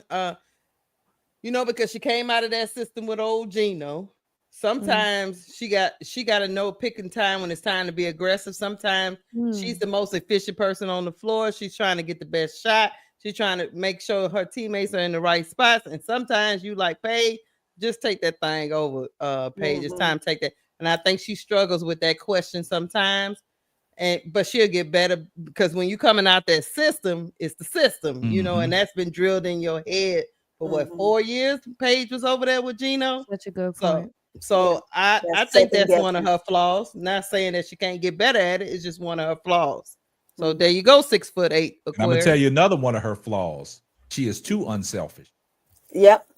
Unselfish, second guessing herself. Yeah. Yep. Because with the skills that Paige has, she can take over a game by herself. Yeah. But Paige is one of them that she's trying to get everybody involved. I do love that. And like Bree, you said earlier, and I'm gonna harp on what Bree said. Y'all don't understand the amount of times that Paige handles the ball through a course of a basketball game. And for her to protect the ball the way she protects the ball and have low turnovers, y'all just hopscotch over that. Yeah, you can't, because you look at this league as a whole, the turnovers are nasty. You look at teams and their stats, it's like average. Teams are averaging 17 turnovers. A good team is going to average under 12 turnovers per game. And that's what makes the Minnesota Lynx good, for example. They're not averaging 16 to 20 turnovers a game. And that's something that as a whole league, as a W in a whole, needs to work on. And scoring the ball more. Averaging 80-some points a game ain't gonna do it either. But the turnovers are sick, and she separates herself from the pack with that one. The other part on that, being able to play at the caliber of the pace of the game that the league is going to now. We talked about that the other night with Keisha. The game is going much faster. It's going much faster. And these young guns, their legs are moving. You can add CC in the race with all of these young guns, right? These sophomores and these rookies, they're fast. Yeah. They're quick. And their basketball IQ is off the charts. We can all agree that they all have great basketball IQ right now, right? And if they're able to move the ball the way that they want to move the ball at the pace that they want to move the ball, then they can save some of those turnovers. We're having an issue because you have some of the older players that can't get up and down the floor the way that the young guns can. But the difference between Paige, and I am going to say it, between Paige and Caitlin, since the question was asked, right, in the chat, the difference between the two is Paige settles, right? She's settled in her mind that when she's moving, just like Bree says, it's almost the game is in such slow motion for her, although she's going 100 miles an hour, that she can see the open spaces a lot clearer, right? So it eliminates those turnovers. She knows where to pick the holes and the pockets and how to make the right reads, because the game is much slower, because her IQ is so much more greater than everybody else on the floor at that time. So you have to look at all of that in a whole. Without it, everybody's going to have a huge amount of turnovers. And if the players that's been in the league a while can't keep up and catch up, it's gonna continue to look atrocious. Yeah. And that's a great point, because when I'm glad Bree brought it up about the turnovers league wide. But we always have this saying here on the show, man, that you can't get away from Caitlin's world famous turnovers. Can't not get away from that. So this is something that we really harp on. You know what I'm saying? And it's kind of diabolical that we had to go that route tonight, because I see a lot of people coming in the chat and want to defend Caitlin Clark, but these ladies are setting the record straight by telling everybody that, her turnovers are just diabolical. And like I said, Bree brought up a good point. See, if you guys know, like she said, if you know bull, you know basketball. No bull, So no ball. Sure. he Appreciate said that. something about, Paige's turnovers being down. You know what I'm saying? Caitlin, her first turnover, the Apple turnovers. You know what I'm saying? So, I mean, it is what it is. We had to do it. 6'8" Aquarius, get out your feelings, but we had to do it, right? We still love you. Yeah, we support you, Hey, my I'm brother. giving y'all, we love y'all. We do. Yeah, We love but you. for your sake, I'm not gonna, shove this down your throat too much, man. You might want to get a taste of these turnovers, but I'll just go ahead and get the Indiana Fever back up on the screen. But the ladies made a great point. You know what I'm saying? So don't blame me. Y'all blame Bree. I had nothing to do with this. Y'all blame Bree for bringing up these It's my valid fault. points about basketball because y'all know her slogan. If you know bull, you know ball. So she's giving it to you facts, man. So we can appreciate that. Hilarious. You ain't no good. You No, see that? because it happens every time, man, and we just have to address it. You know what I'm saying? But it's the What is great questions though? I don't, Yeah. I don't mind answering them. Yeah, There, so- there was one thing in the chat I seen though. Someone said Kia Nurse. Back up, Jason. Oh, I it's love Kia Nurse. You Keisha, okay. you like Kia Nurse? It's a running Oh, joke. with No, Keisha. that's why they messing with me. They messing with That's why Keisha. they messed. That's not what Kia Nurse hate, man. I feel like I be calling the game and I say, please, somebody get Kia Nurse off my screen, please. Look, I when mean, Ariel not there, Angel not doing nothing. I know. Down on Kia. So I Bree, think Look, Bree, it took me a Yes. while to get here with Kia. And now I can't, she can't handle the ball, Bree. Yeah, But she's been doing this a long time. She needs But to you know catch something, and Bree? shoot. But when they her first coach, assembled, crazy Bree, when they first assembled the Chicago Sky team this summer and they brought Kia Nurse in, and we was high on Kia Nurse. We thought Kia Nurse could I come wasn't in. a fan. You and Bro No, Claude were. that's what I'm trying to say. I'm was one putting of it them out there. too. I ain't gonna I'm lie. putting it I out thought- there. I thought Kia Nurse would be able to do, I know injuries, plague her and Rebecca Allen, but I thought she would Yeah. be able to come in and shoot the ball because we know she can shoot the ball. Right. But at the same time, Bree, like Keisha said, I got to looking at Kia Nurse, man. I'm like, man, she's a shell of herself, man. She can't handle the ball. You know what I'm saying? And it looked like she didn't got 3 steps slower. You know what I'm saying? I will say And that. Yeah, I'm like, she's not as man, come on, Kia. And I advocated for Kia to go to the bench and Rebecca Allen to come in the starting lineup. And Rebecca Allen came in the starting lineup. She did not prove me right. And she only had one great game this year. She had a 28-point outburst. And then after that, she then went back in and now she's a shell of herself. So I don't know, man. Will is a veteran coming off a knee injury, and she is the best veteran on that team. She the only veteran on the team, if you look at it. And She the look, only and that veteran. shouldn't be because Yeah. E Will is coming off an yeah. injury, a season-ending injury herself, but she out there trying to. Kia Nurse just be man. I was yelling. That's why they in the chat, Bree. I was yelling at my screen. I want to listen to your commentary. I want to get some commentary. Yeah, go over there. Yeah, you got to go over there to the Players Club. You gotta Bree, listen to it, boy. because they be man. Look, Bree, if you're not following, Cut the Ish Real Talk Sports with Keisha. You got to follow her. You got to follow Bro Claude, Steady Serving Sports ENT. Right? He does a crash out room, and our brother, he's hilarious. You know what I'm saying? He's hilarious. Also, like if you're not following me, simply ball drop and follow me, and also the Fullcourt Trio. And then So Pretty Tony, she's just now getting off. Oh yeah, I hit the subscribe on Tony. Yeah, ADP, go ahead and drop all the links. I appreciate it. Go ahead and drop all the links, but the Players Club link. yeah, so yeah, you got Bree, you got to go over there when you hear them call a game, funny. man. They funny. They funny. I'm usually not the person that crashes out, right? Oh no, last night you was on one. Now you was on one. Now, Keisha, you didn't had 2 segments where you didn't crashed out, and I never saw you get out of character like that. But she crashed out, Bree. And then, like I said, man, look, You guys see that? y'all make sure y'all are following the No Bull podcast. Here goes 6'8" Aquarius talking about Caitlin Clark or Kia Nurse. Stop it. They trolls. They trolls. Yeah, but you know, hey, 6'8" Aquarius, you want the answer? I'm gonna give it to you. I got to take your girl Caitlin Clark. I'm gonna take her too. I'm gonna take CC 6'8". But listen, CC, man. and it's diabolical that you put Kia Nurse in the same category as Caitlin Clark. With CC. You wrong for that. You wrong for that. You wrong for that.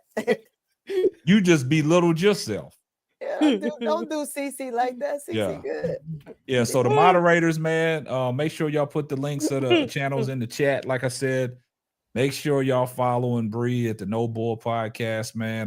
Like I said, she goes live, during the evening time. She's on East Coast time. She be having it popping over there. Like I said, she just now, I'm not gonna say she new to YouTube, man.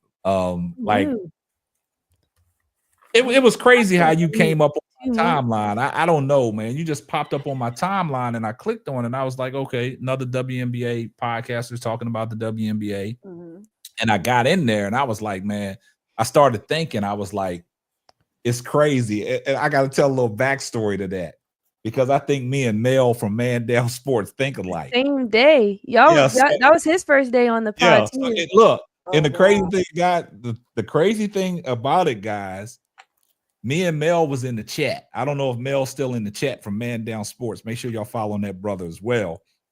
But it's crazy that we was in the chat and I'm sitting there listening to the knowledge that Bree had and what she was talking. And then it was funny between me and Mel, it became a bidding war on who gonna be the first person to get her on their panel, right? So, off the record, me and Mel was, chopping it up with each other. And I was like, man, get her on I told him, I said, get her on the full panel Friday, man. She'll do good. She'll be a great mix with you guys. Then after that, I'll hit her up and I'll be like, man, look, I need you on my panel. So it was kind of funny that, me and Mel was thinking the same way because when we come across people like that give unbiased opinions, right? And just speak facts. These are the kind of people that you want in your community, man. You don't want, we don't want people out there just spreading all kinds of narratives, but listening to Bree, like I said, y'all go over there and listen to her, man, because she kicks facts, man. She talks strictly ball. And like I said, she's an ex-collegiate player herself. And she just threw, if y'all been listening, she said that she was the defensive player of the year in her conference in college. So that says a lot. You know what I'm saying? We don't have to. What's that? Get control of your chat. William Goins. Let me see. What is he? Because they trolling because that's what 6'8" Aquarius did, and now everybody's talking about give me Jill Biden over CC. You see how But like I said, that goes back. I'm gonna blame Bree. Yeah. Bree opened up this can. Oh man, I do it again. I do it all over again too. Yeah, there you go. He said, Keisha, what's your cash app? Keisha, what's your cash app? I'm gonna put it in there. I expect for you to send me something. Yeah, go ahead and put it in the chat. Man. What's your cash app? And see, and that's what we need to do, Bree. That's what we need to do. Like, working with you and So Pretty Tony. That's what we try to do over here. We try to get y'all over the hump. We try to get y'all to become partners with YouTube, man, so y'all can start benefiting. Getting paid for what you guys love to do, and that's talk basketball. What I'm saying? So to get you there sooner than later, to just, to have some extra funds to, kick around with, like they said, it ain't tricking if you got it. You know what I'm saying? So, what I'm saying? So early on, like everything, if I were to get funds, would go right back into the channel. That's what it's about. Yeah. I need some upgrades. This girl ain't hurting for nothing, so it's definitely going right back in the channel. So that's what I'm saying. That's what I'm saying, Bree. So that can help elevate your channel. You know what I'm saying? To do things that you need to give people. I've always said presentation's half the battle. You look good, you play good, you feel good, like Deion Sanders said. All day long. So the thing about it is, anything that you get, like you said, you putting back into your channel because you're giving people what they want, not what they need. You know what I'm saying? So, you can upgrade your studio, you can upgrade everything. You know what I'm saying? But what we try to do, we try to encourage everybody. We try to help everybody out, to get them over the hump. That's why I said get her at least to. She had 369 subscribers. Get her at least to 500 tonight. And then you work on the watch hours. Then you look out for that email that YouTube wants you to be a partner. It's just steps, man. But we want to get y'all there sooner than later because y'all know the game of basketball and YouTube and people need to hear what y'all bring to the table instead of these, I call them TMZ channels. You know what I'm saying? Yeah, we want people that talk the ball. Yeah. Well, I just want to say thank you because you encouraged me to come out of the chat. So coming out of the chat and coming on the panel was good. I was living in that chat, Bree. I was in that chat. Yeah, she was a chat. I was in that chat for a year. I've been in the chat for a whole chat year. If you come out that chat, you good because that chat be diabolical. Yeah, I've been in the chat for a year, and I said, you know what, it's time to come out of the chat. So here we are. And she's been making her rounds, man. So now she's, she got a YouTube channel. Lord. You know what I'm saying? Court Vision with So Pretty Tony. But let me get Van real quick. Shout out to Van for the $2 super sticker. Here comes the money. 6'8" Aquarius is on one. He's on one. In the all cap. He's going crazy. And also, Bree, I don't know what your schedule looks like, but we do have a segment. We call it the D block. You know what I'm saying? We get on the D block. That's the late night hour. The D block is crazy. Yeah, they go crazy on the D block. I was watching, I think, one night when y'all were on. Oh, okay. They get real crazy. They get diabolical. You know what I'm saying? And then you got ADP and Miss D. They be on the D block, and that's where you can find Court Vision with So Pretty Tony on the D block in the wee hours of the night. You know what I'm saying? We're in that thing till 05. Yeah, like we say, man. When do they sleep? I gotta go, y'all. Y'all crazy. Yeah. Let me get this River. Here come River. Hold on. Here comes the money. My man River. What you got, River? River said trade Enrique and draft pick and send Reese to Dallas, and it will match well with rivals, and that's your future. Plus, who wants to be in Chicago? All sports there are laughable. Hey, yo. Man, hey, you said something real right there, Rivers. You did. You said something real. Whatever Reese shall get. But, I do believe in the fives playing together. If we get the fives together, that would be so sweet in heaven. I'll be at every game. Hey, you get the fives together, I will fly to every single game. I do gotta ask Bree this question. We talking Chicago Sky. I gotta throw this out there. Yeah. Give me your take on Camila Cardoso. Okay. I actually had a segment on this on my channel a couple of days ago, and it was Camila versus Angel. Oh, what we got? What we got? And we're talking about, is she possibly a more complete player than Angel? Mm-hmm. Possibly. I know Angel's been trying to shoot that three. Listen, I'm from Baltimore, and Angel Reese obviously is a pillar in our community for as far as she's gotten in the league and everything she does for her family back home and things like that. But when I watch her play, I'm just not as much as a fan of her game as a lot of people are. And when I look at Camila and her ability to read the court when she has the ball, even if she's catching it at the top of the key, like outside of the three, she makes really good reads, whether it's a high-low, whether it's someone cutting in the short corner. I love the passes that she's able to make and the finds that she's able to get. She's slow as hell. I would love for her to pick up her pace a little bit. But I really appreciate Camila's game, and she's had some breakout games this season. And if I were the Chicago Sky, I would trade Angel and then really pour into Camila as your star lead big and see what she does with that. Now see, guys, star lead big right now. So what's the problem? Yeah, well, she's the star lead big right now. But I don't think she's getting as much support from the coaching staff. First of all, they need to fire Tyler March. Get him out of there. Get him out of there. but I don't think they're setting her up in a position where she's going to improve. Any improvement she's going to have is going to have to be on her own, in her own way. It's not going to become because the Sky think that she's valuable enough to focus on that, and I'm concerned for her for that. And most of it, I think, is because Angel's still there. Interesting. Got real quiet. It got real quiet. No, that's interesting. That's perfect. That's perfect. I mean, And the it's a reason great why I said take, that, right? and look, and the reason why I said that it's interesting is because that's your opinion. That's your Right. personal take. Yeah. Now, I want y'all to understand something, chat. Did we kick her off the show for that? No. See, that's the difference. We can accept it on people's personal opinions about certain players. And I said that a lot of times. Just because Angel's Reese game don't appeal to y'all, y'all don't have to throw her in the mud. Right. No. You still got to recognize what she brings to the table and what she's doing in the WNBA. She's setting the standard for getting rebounds right off the rip. And I'm not going to say she doesn't pass well. I think, though, Angel's passes are more like, I got to get bailed out. I'm going to make this pass. And she's gotten better with not exposing that it's a bailout pass as opposed to, okay, I'm going to look for the weak side and I'm going to pass it off.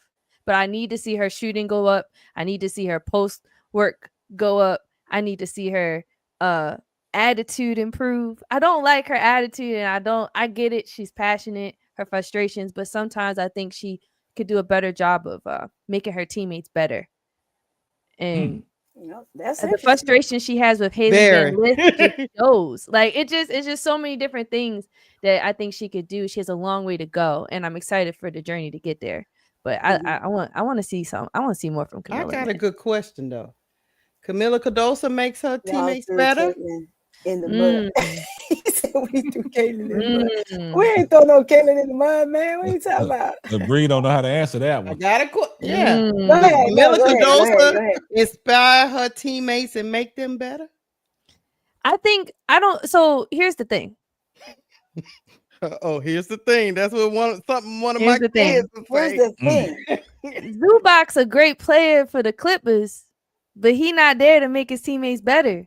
I feel like Angel is more of that leader. She like I wouldn't say you making your teammates better is the standard for a player.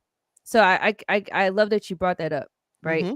But because Angel has this influence both off and on the court, I think it would be more important for her to use it and more powerful for her to use it in a better way, as opposed to Camilla, who we're not looking at her to do that. I think we're looking at her to do what she does really, really well. And as a big man in the front court, she could arguably, if she was poured into more and she got her speed together, could get up there with Caitlin. I mean, get up there with Angel. I got you. So you're blaming her shortcomings on the coaching staff. So last year, you blaming it on Teaspoon? No. Oh, interesting. Yeah, no. So here, so my take is this. I can agree and disagree, right? Yeah. So when it comes to Camilla, I think Camilla has all the great tools that you said, right? Me too. Camilla is and was definitely the franchise player for Chicago, but Camilla didn't own up to it, and she can if she wants to, and it's hers for the taking. But I'm like an individual as a former player myself. If you're gonna give me something, I'm gonna take it.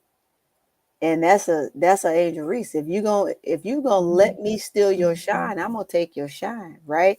So I'm gonna defer and I'm gonna give you what you need and I'm gonna help you shine. But if you're still not gonna shine, then what you want me to do?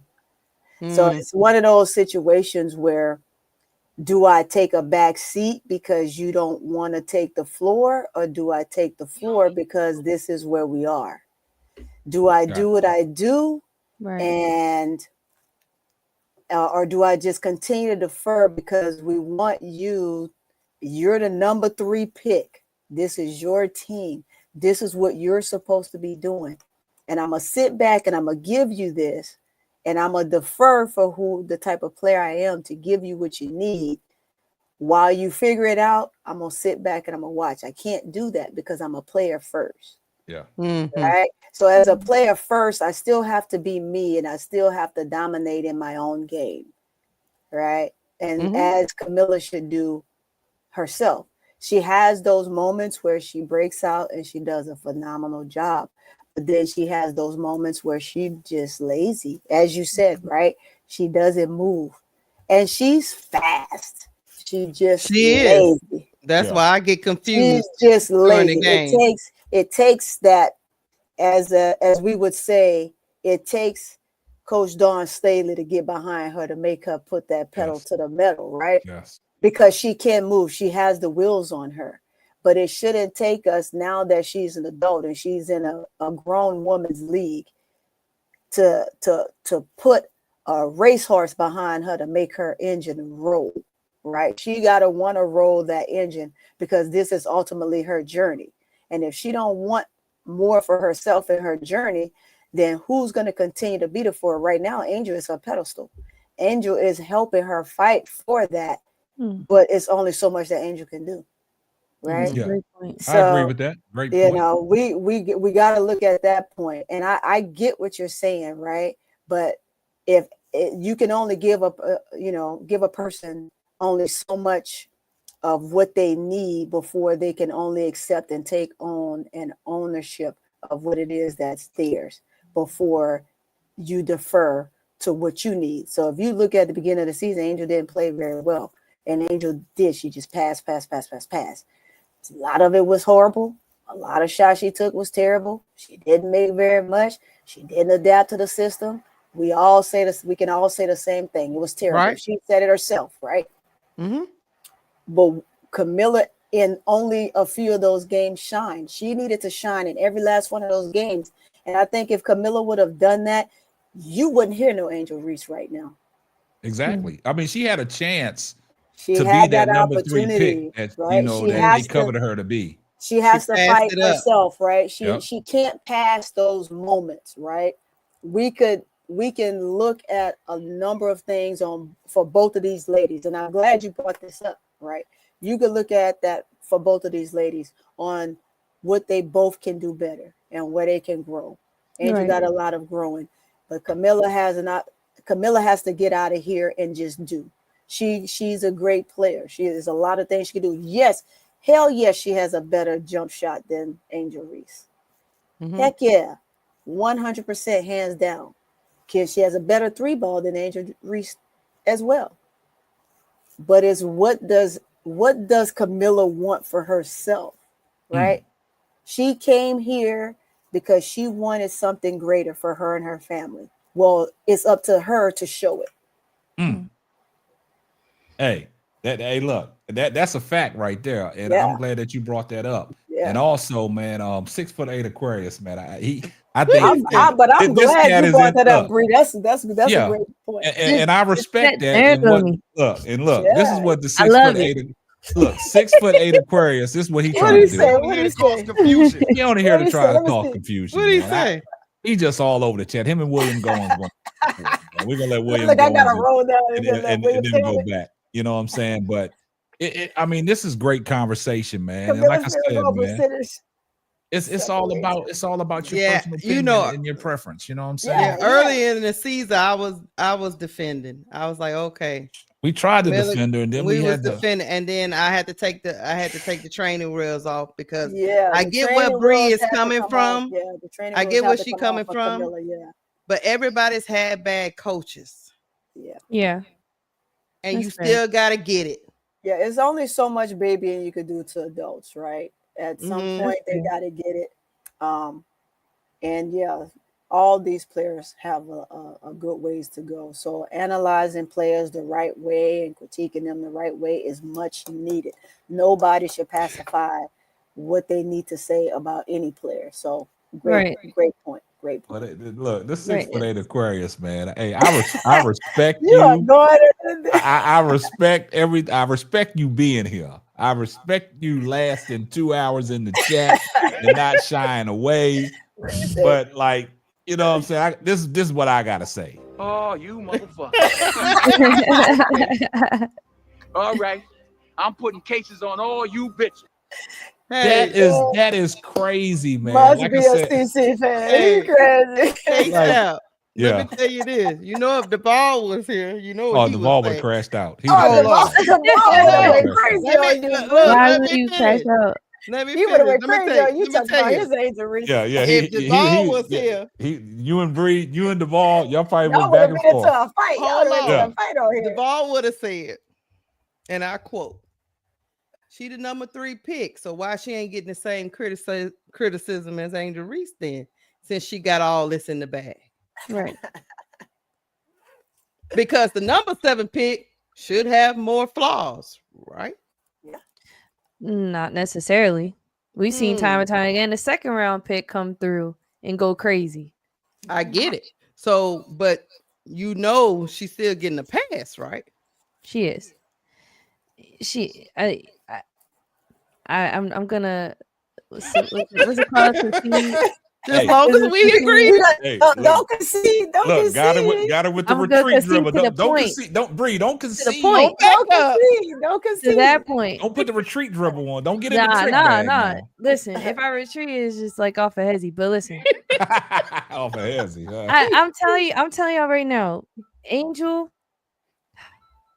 If you look at her rebounds, I mean, if your team is out running, gunning, as soon as like who's else is in the paint with her grabbing the boards?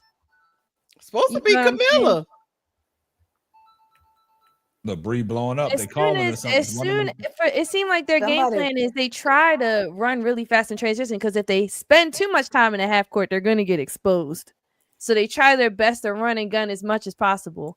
And when they do that, that leaves Angel by herself to grab that defensive board. Boom, that's easy money. Push it up.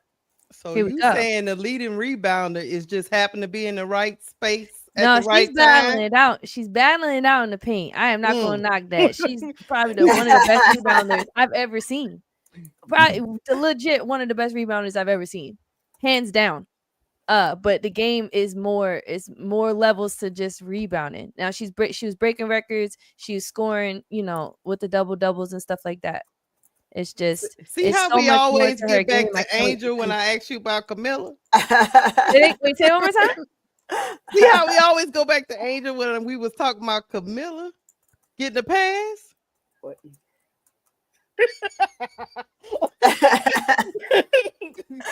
Hey, that's why I say it's unfair a little bit because Camilla was supposed to be the better player.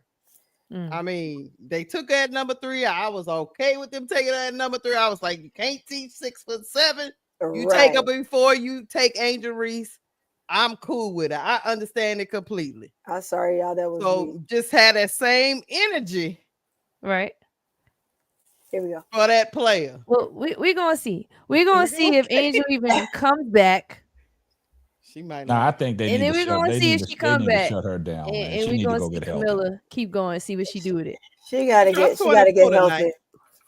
She dropped 24. Oh yeah, she balled out tonight. Yeah, but I need her to drop 24 the next night, right? You see what I'm saying? So I get you, Tony. Yeah, the consistency is where I'm talking about when it comes to Camilla, right? If we want Camilla to be that franchise player, let's take for instance even before the All-Star break, right? And before she went to go play for her home Brazil team, right? Yeah.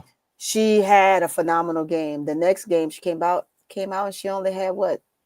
6 points? 6 or 7 points. Yeah, something crazy. So and you had all the time in the world. The ball came to you over and over again. You got to have some consistency, right? Mm-hmm. And then you flip the script and let's go to Angel. Angel came back out, and after the 8th game of the season, every single game she's had 15, 19, 18, 21, 22, 20, 26, 24. So although she may not be someone that you would pick, we got to give credit where credit's due. William going. They diabolical in the but chat, boy. Back to Camilla. Camilla has to, again, it comes to that want. For Camilla, it comes to that want. That's all. For any player. And as a coach, I'm going to tell you, Get your big, tall, lanky behind back in there. You better do something. If you can't do nothing, put you on the pine, and that's where you're gonna sit. And you're gonna sit at the end until you decide you want to play. That's it. Right? So yeah. Because it's up to you. I'm not gonna maybe you during the game, and I'm not gonna leave you in the game if you're not gonna be effective in the game. So you have to make a choice. So yeah, I'm not gonna leave you in the game to figure it out.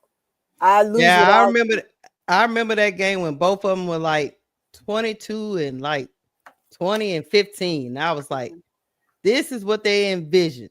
And then Angel said after the game that they the best front court in the WNBA. Right, you remember that game, and I said, Camilla, you're not gonna get no more passes for me. If you can do this tonight, you can do it every night. Every night, man. That's all I want to see, the consistency. And not so much 15 rebounds, but I want to see double doubles, Camilla.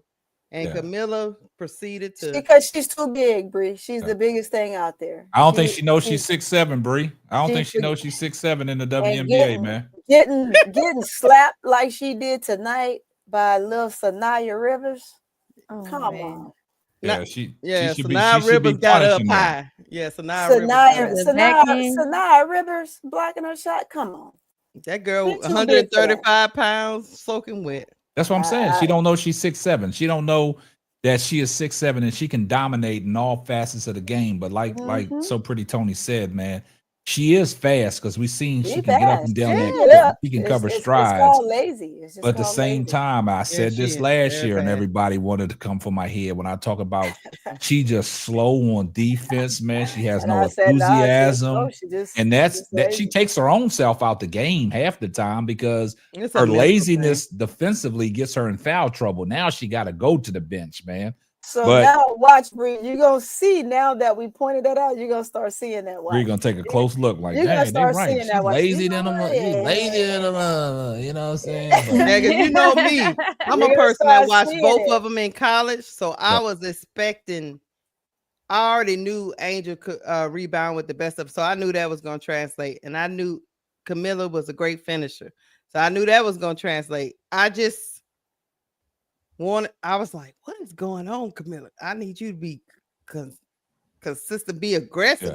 Yeah. Hey, you bigger than most of these chicks, man.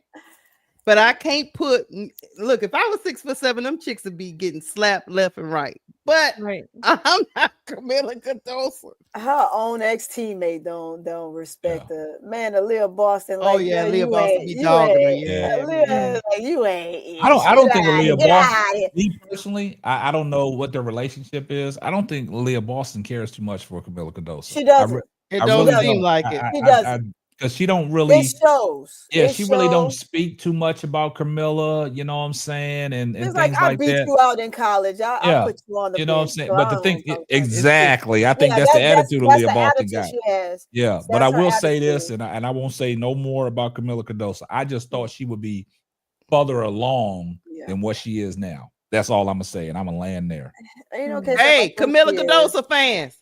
I love Camilla because y'all come in my comments and be like, Keisha tripping. Keisha tripping. They going in. Hey, Camilla, don't cuss me out on your live. Probably will. Yeah, she's listening right now. She's gonna fans are worse than Caitlin Clark fans. My goodness. Yeah, they're going at Bree for her. Goodness. They're going at Bree for her opinion. They talking about how. Look at this point. I'm like, goodness gracious. Listen to me. Look. You get on X, and you get them LSU fans and them Gamecock fans get to going at it. Oh my God. Bump you, Angel better than Camilla. Bump you, Camilla better than Angel. I'm talking about Angel might stole my man. Like, oh my God. Yeah. Hey, look, Bree, you can't pay attention to the chat. The chat don't be the chat. They be chatting. You know what I'm saying? I told you that they be chatting. Don't worry. Talking about Camilla. You can't let that chat get to you. Yeah, boy. you keep putting your own opinions out there, man. You know what I'm saying? I don't pay no attention. Won't stop. Put on that. Don't read it. Don't read the chat, man. The chat can get you out of character. Don't read it. You know what I'm saysaying? Let me read the chat, and I laugh at them. You know what I'm saying? What's that song talking about? They be chatting. They be chatting, boy. I'll tell you, I used to be in that chat, so I'll tell you. Yeah, so many Tony will tell you. I used to be going at it, boy. I love the passion. How about that? I love the passion. What's that night they told? What's that night they told the ball he had Angel Reese socks? Yeah. Y'all crazy. But nah, look, man. Hey, we had a great show tonight, man. Where's the ball, man? Good Lord, where's the Look, ball, boy? That's look. you. Hey, The look, we ball had loves yeah, Angel Reese, man. yeah. So it is what it is. Look, man. And they look, be getting him, man. They I'm be a- Hey, getting him. Bree, hey. I'm coming to your channel, Bree. I'm Hey, coming to hey, your Bree, channel. Me look. too, Bree. Me too, Bree, Bree. when they I when they still start do coming it. over to your chat, man, and you get what we get in our chat, and your You chat gotta start get you some popping like that, moderators, man. you got to get you some moderators to get control Yeah, of I your was thinking chat. about Tulip. I was definitely thinking about Tulip or something. We'll see. Now you need more. Tulip is it. And Tulip be on everybody. Tulip good. Look, Tulip be Tulip handling good. her business on everybody's platform. But look, Tulip be you gonna putting them need out. more than just one moderator. You're gonna need about 10 of them. Put it this way. What? K-Sap, William Gardens was in the chat telling 6 foot 8 Aquarius talking about don't be trying to get in Keisha good graces. I see you. I said, oh my God. Yeah. Hey, look, you're gonna need somebody like William Goins as one of your moderators. William, I don't know. William was coming for me. Nah, William all good with you. Come on now. William's good. That's William's just good. William. To know William, you gotta let William do what That's William William. do. That's Nah. William saying I like you. William Yeah, said I like you. Look, That's it. He said welcome. Yeah. He's Look, telling you welcome. SW say, just remember, not too much on Angel. You know, this is an Angel chat, Bree. They would come for me about Angel. They do not care. Hey, They woke us up. They will come for us. We be sitting there like. And the crazy thing about it is, Bree, we be getting clipped all over the internet on our little takes, man. People be clipping us and putting us in their podcast. Hey, so look, I'm just giving you a fair warning. Fair warning. Don't be surprised if they clip your segment on Angel Reese. Don't be surprised. Make sure I go find going viral. It's gonna go viral. It will definitely go viral. Yeah. They gonna hate the one I did on my channel. Definitely. Go find that, y'all. Yeah, especially since you told them to go ahead and subscribe. Oh man, they about to light you up. Well, your comment section gonna go crazy, man. But look, we got serious. I say okay. Y'all crazy. Now look, Bree. Now they talking about you, the Candace Parker type, man. Oh my god. Yeah. Don't do Bree like that. Stop. Not CP. Candace, she did have a take on Paige. She said that what Candace say? Paige missed too many games to be rookie of the year. What? I said if you're gonna say it about Paige, you gotta say it about Candace. You gotta say about Nafisa. You gotta say it about everybody. I don't know what Candace is drunk. Candace is drunk, man. Candace is. You think drunk. she be sipping on something? I don't know. Candace is drunk, man. I think it's their medicine for the knees, man. I don't know, man. Hold on just 1 second, man. Shout out to Tanya Rodriguez Mitchell for the $5 super. Everybody shouldn't have a podcast, man. What?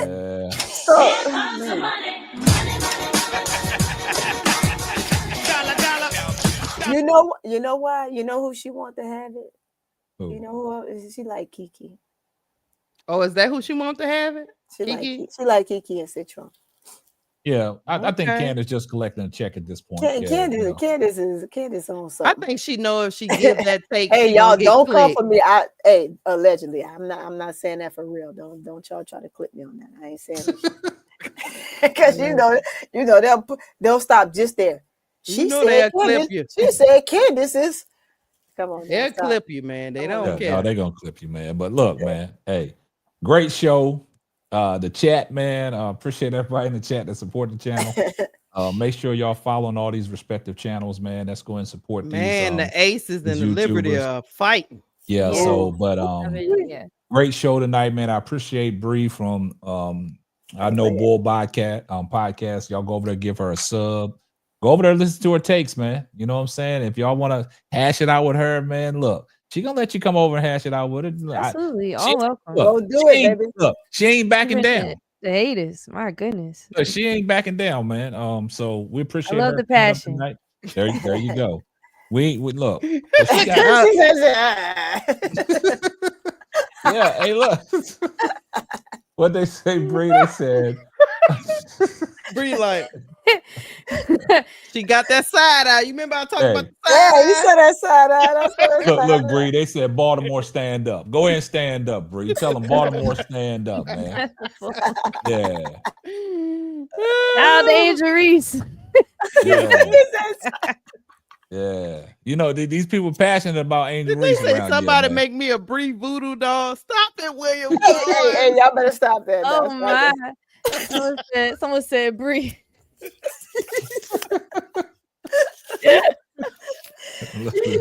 Very soon, baby. Hey, they gonna run. Hey, Bree, they gonna run your numbers up, boy. They gonna run your numbers up, Bree. Her They gonna fans, get Bree her fans popping. is man. Her fans. Oh, is Lord. wild. Bree, if your phone appreciate start blowing up in the middle of the night, you know why. When your notifications get to popping in the middle of the night, you know why. Man, Yeah. I had one show. I was like, y'all really feel this passionate about God damn. Yeah, boy. These comments is off the chain. They'll tell you off in them comments, Bree. Look, 6'8" Aquarius. Look, 6'8" Aquarius said Bree not coming back. We all welcoming over here, 6'8". Bree ain't Bree going coming back. nowhere. Bree can come on the panel anytime coming she back. wants, man. Ooh, I had so much fun, man. It's a Yeah. blast. I'm so grateful. Yeah. Honored, honestly. Bro It's Claus really said he fun. didn't crash out.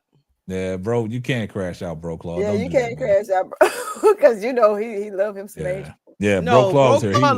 Bro Claude love Chicago. He don't He get loves- he crash. loves He the crash game. out over Camilla. He tried to crash out on me earlier tonight Yeah. Did he really? over Camilla. Yeah, he was like, Oh, look, player. You know what he said that's his favorite word. Nah, 6'8" Aquarius said, Keisha, yeah, he's serious about your Cash App. I don't know if you want to drop it in the I chat. dropped it already, man. Where the money at? I ain't seen no money. Dag 6'8" Aquarius. He said she ain't seen no money. Where the I ain't dollar seen nothing. I'm bills gonna drop it again. You know I be talking crazy to people, so. Yeah, but man, like I said, man, Bree, we appreciate you coming through, man. Like I said, man, make sure y'all go rock with Bree over the I Know Bull podcast. You know, like she said, her slogan is, you know bull, you know ball. So yeah, I get like her channel popping. Also, So Pretty Tony, Court Vision with So Pretty Tony. And don't forget, hey, appreciate you. I'm 6'8" Aquarius, man. KSAP, you might have to put it in there. It's not letting me. Why not?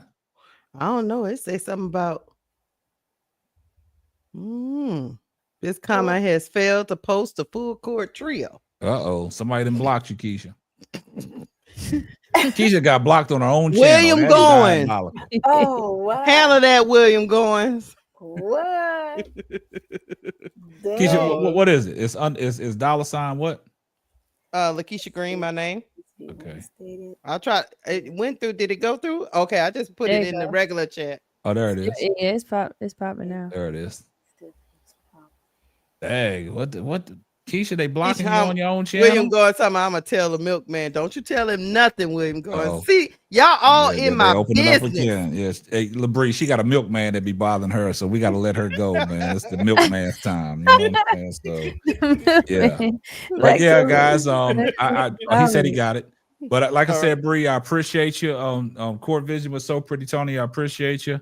Thank you for having me. Everybody in the Thank you. chat, man. Appreciate y'all. Y'all had the chat popping tonight, man. Y'all diabolical though, but it's all basketball. It's all love, man. Like you said, Keisha, what's the heart sign? You got to throw up the love sign, I got man. to throw up the Everybody love, got to even show though the we be love. fighting. Yeah, you know, yeah.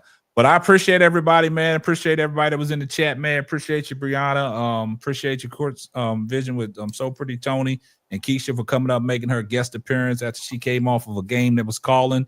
But make sure y'all following all these channels, man. And that's going to wrap up another episode of the Full Court Trio. I'm your host and the man behind the mic, K-Sap. We got Court Vision with So Pretty Tony. We got Brianna the Bull. If you know bull, you know ball. And we got Cut the Ish, Real Talk Sports with Keisha. And we're going to catch y'all on the next one. Deuces. Bye, guys.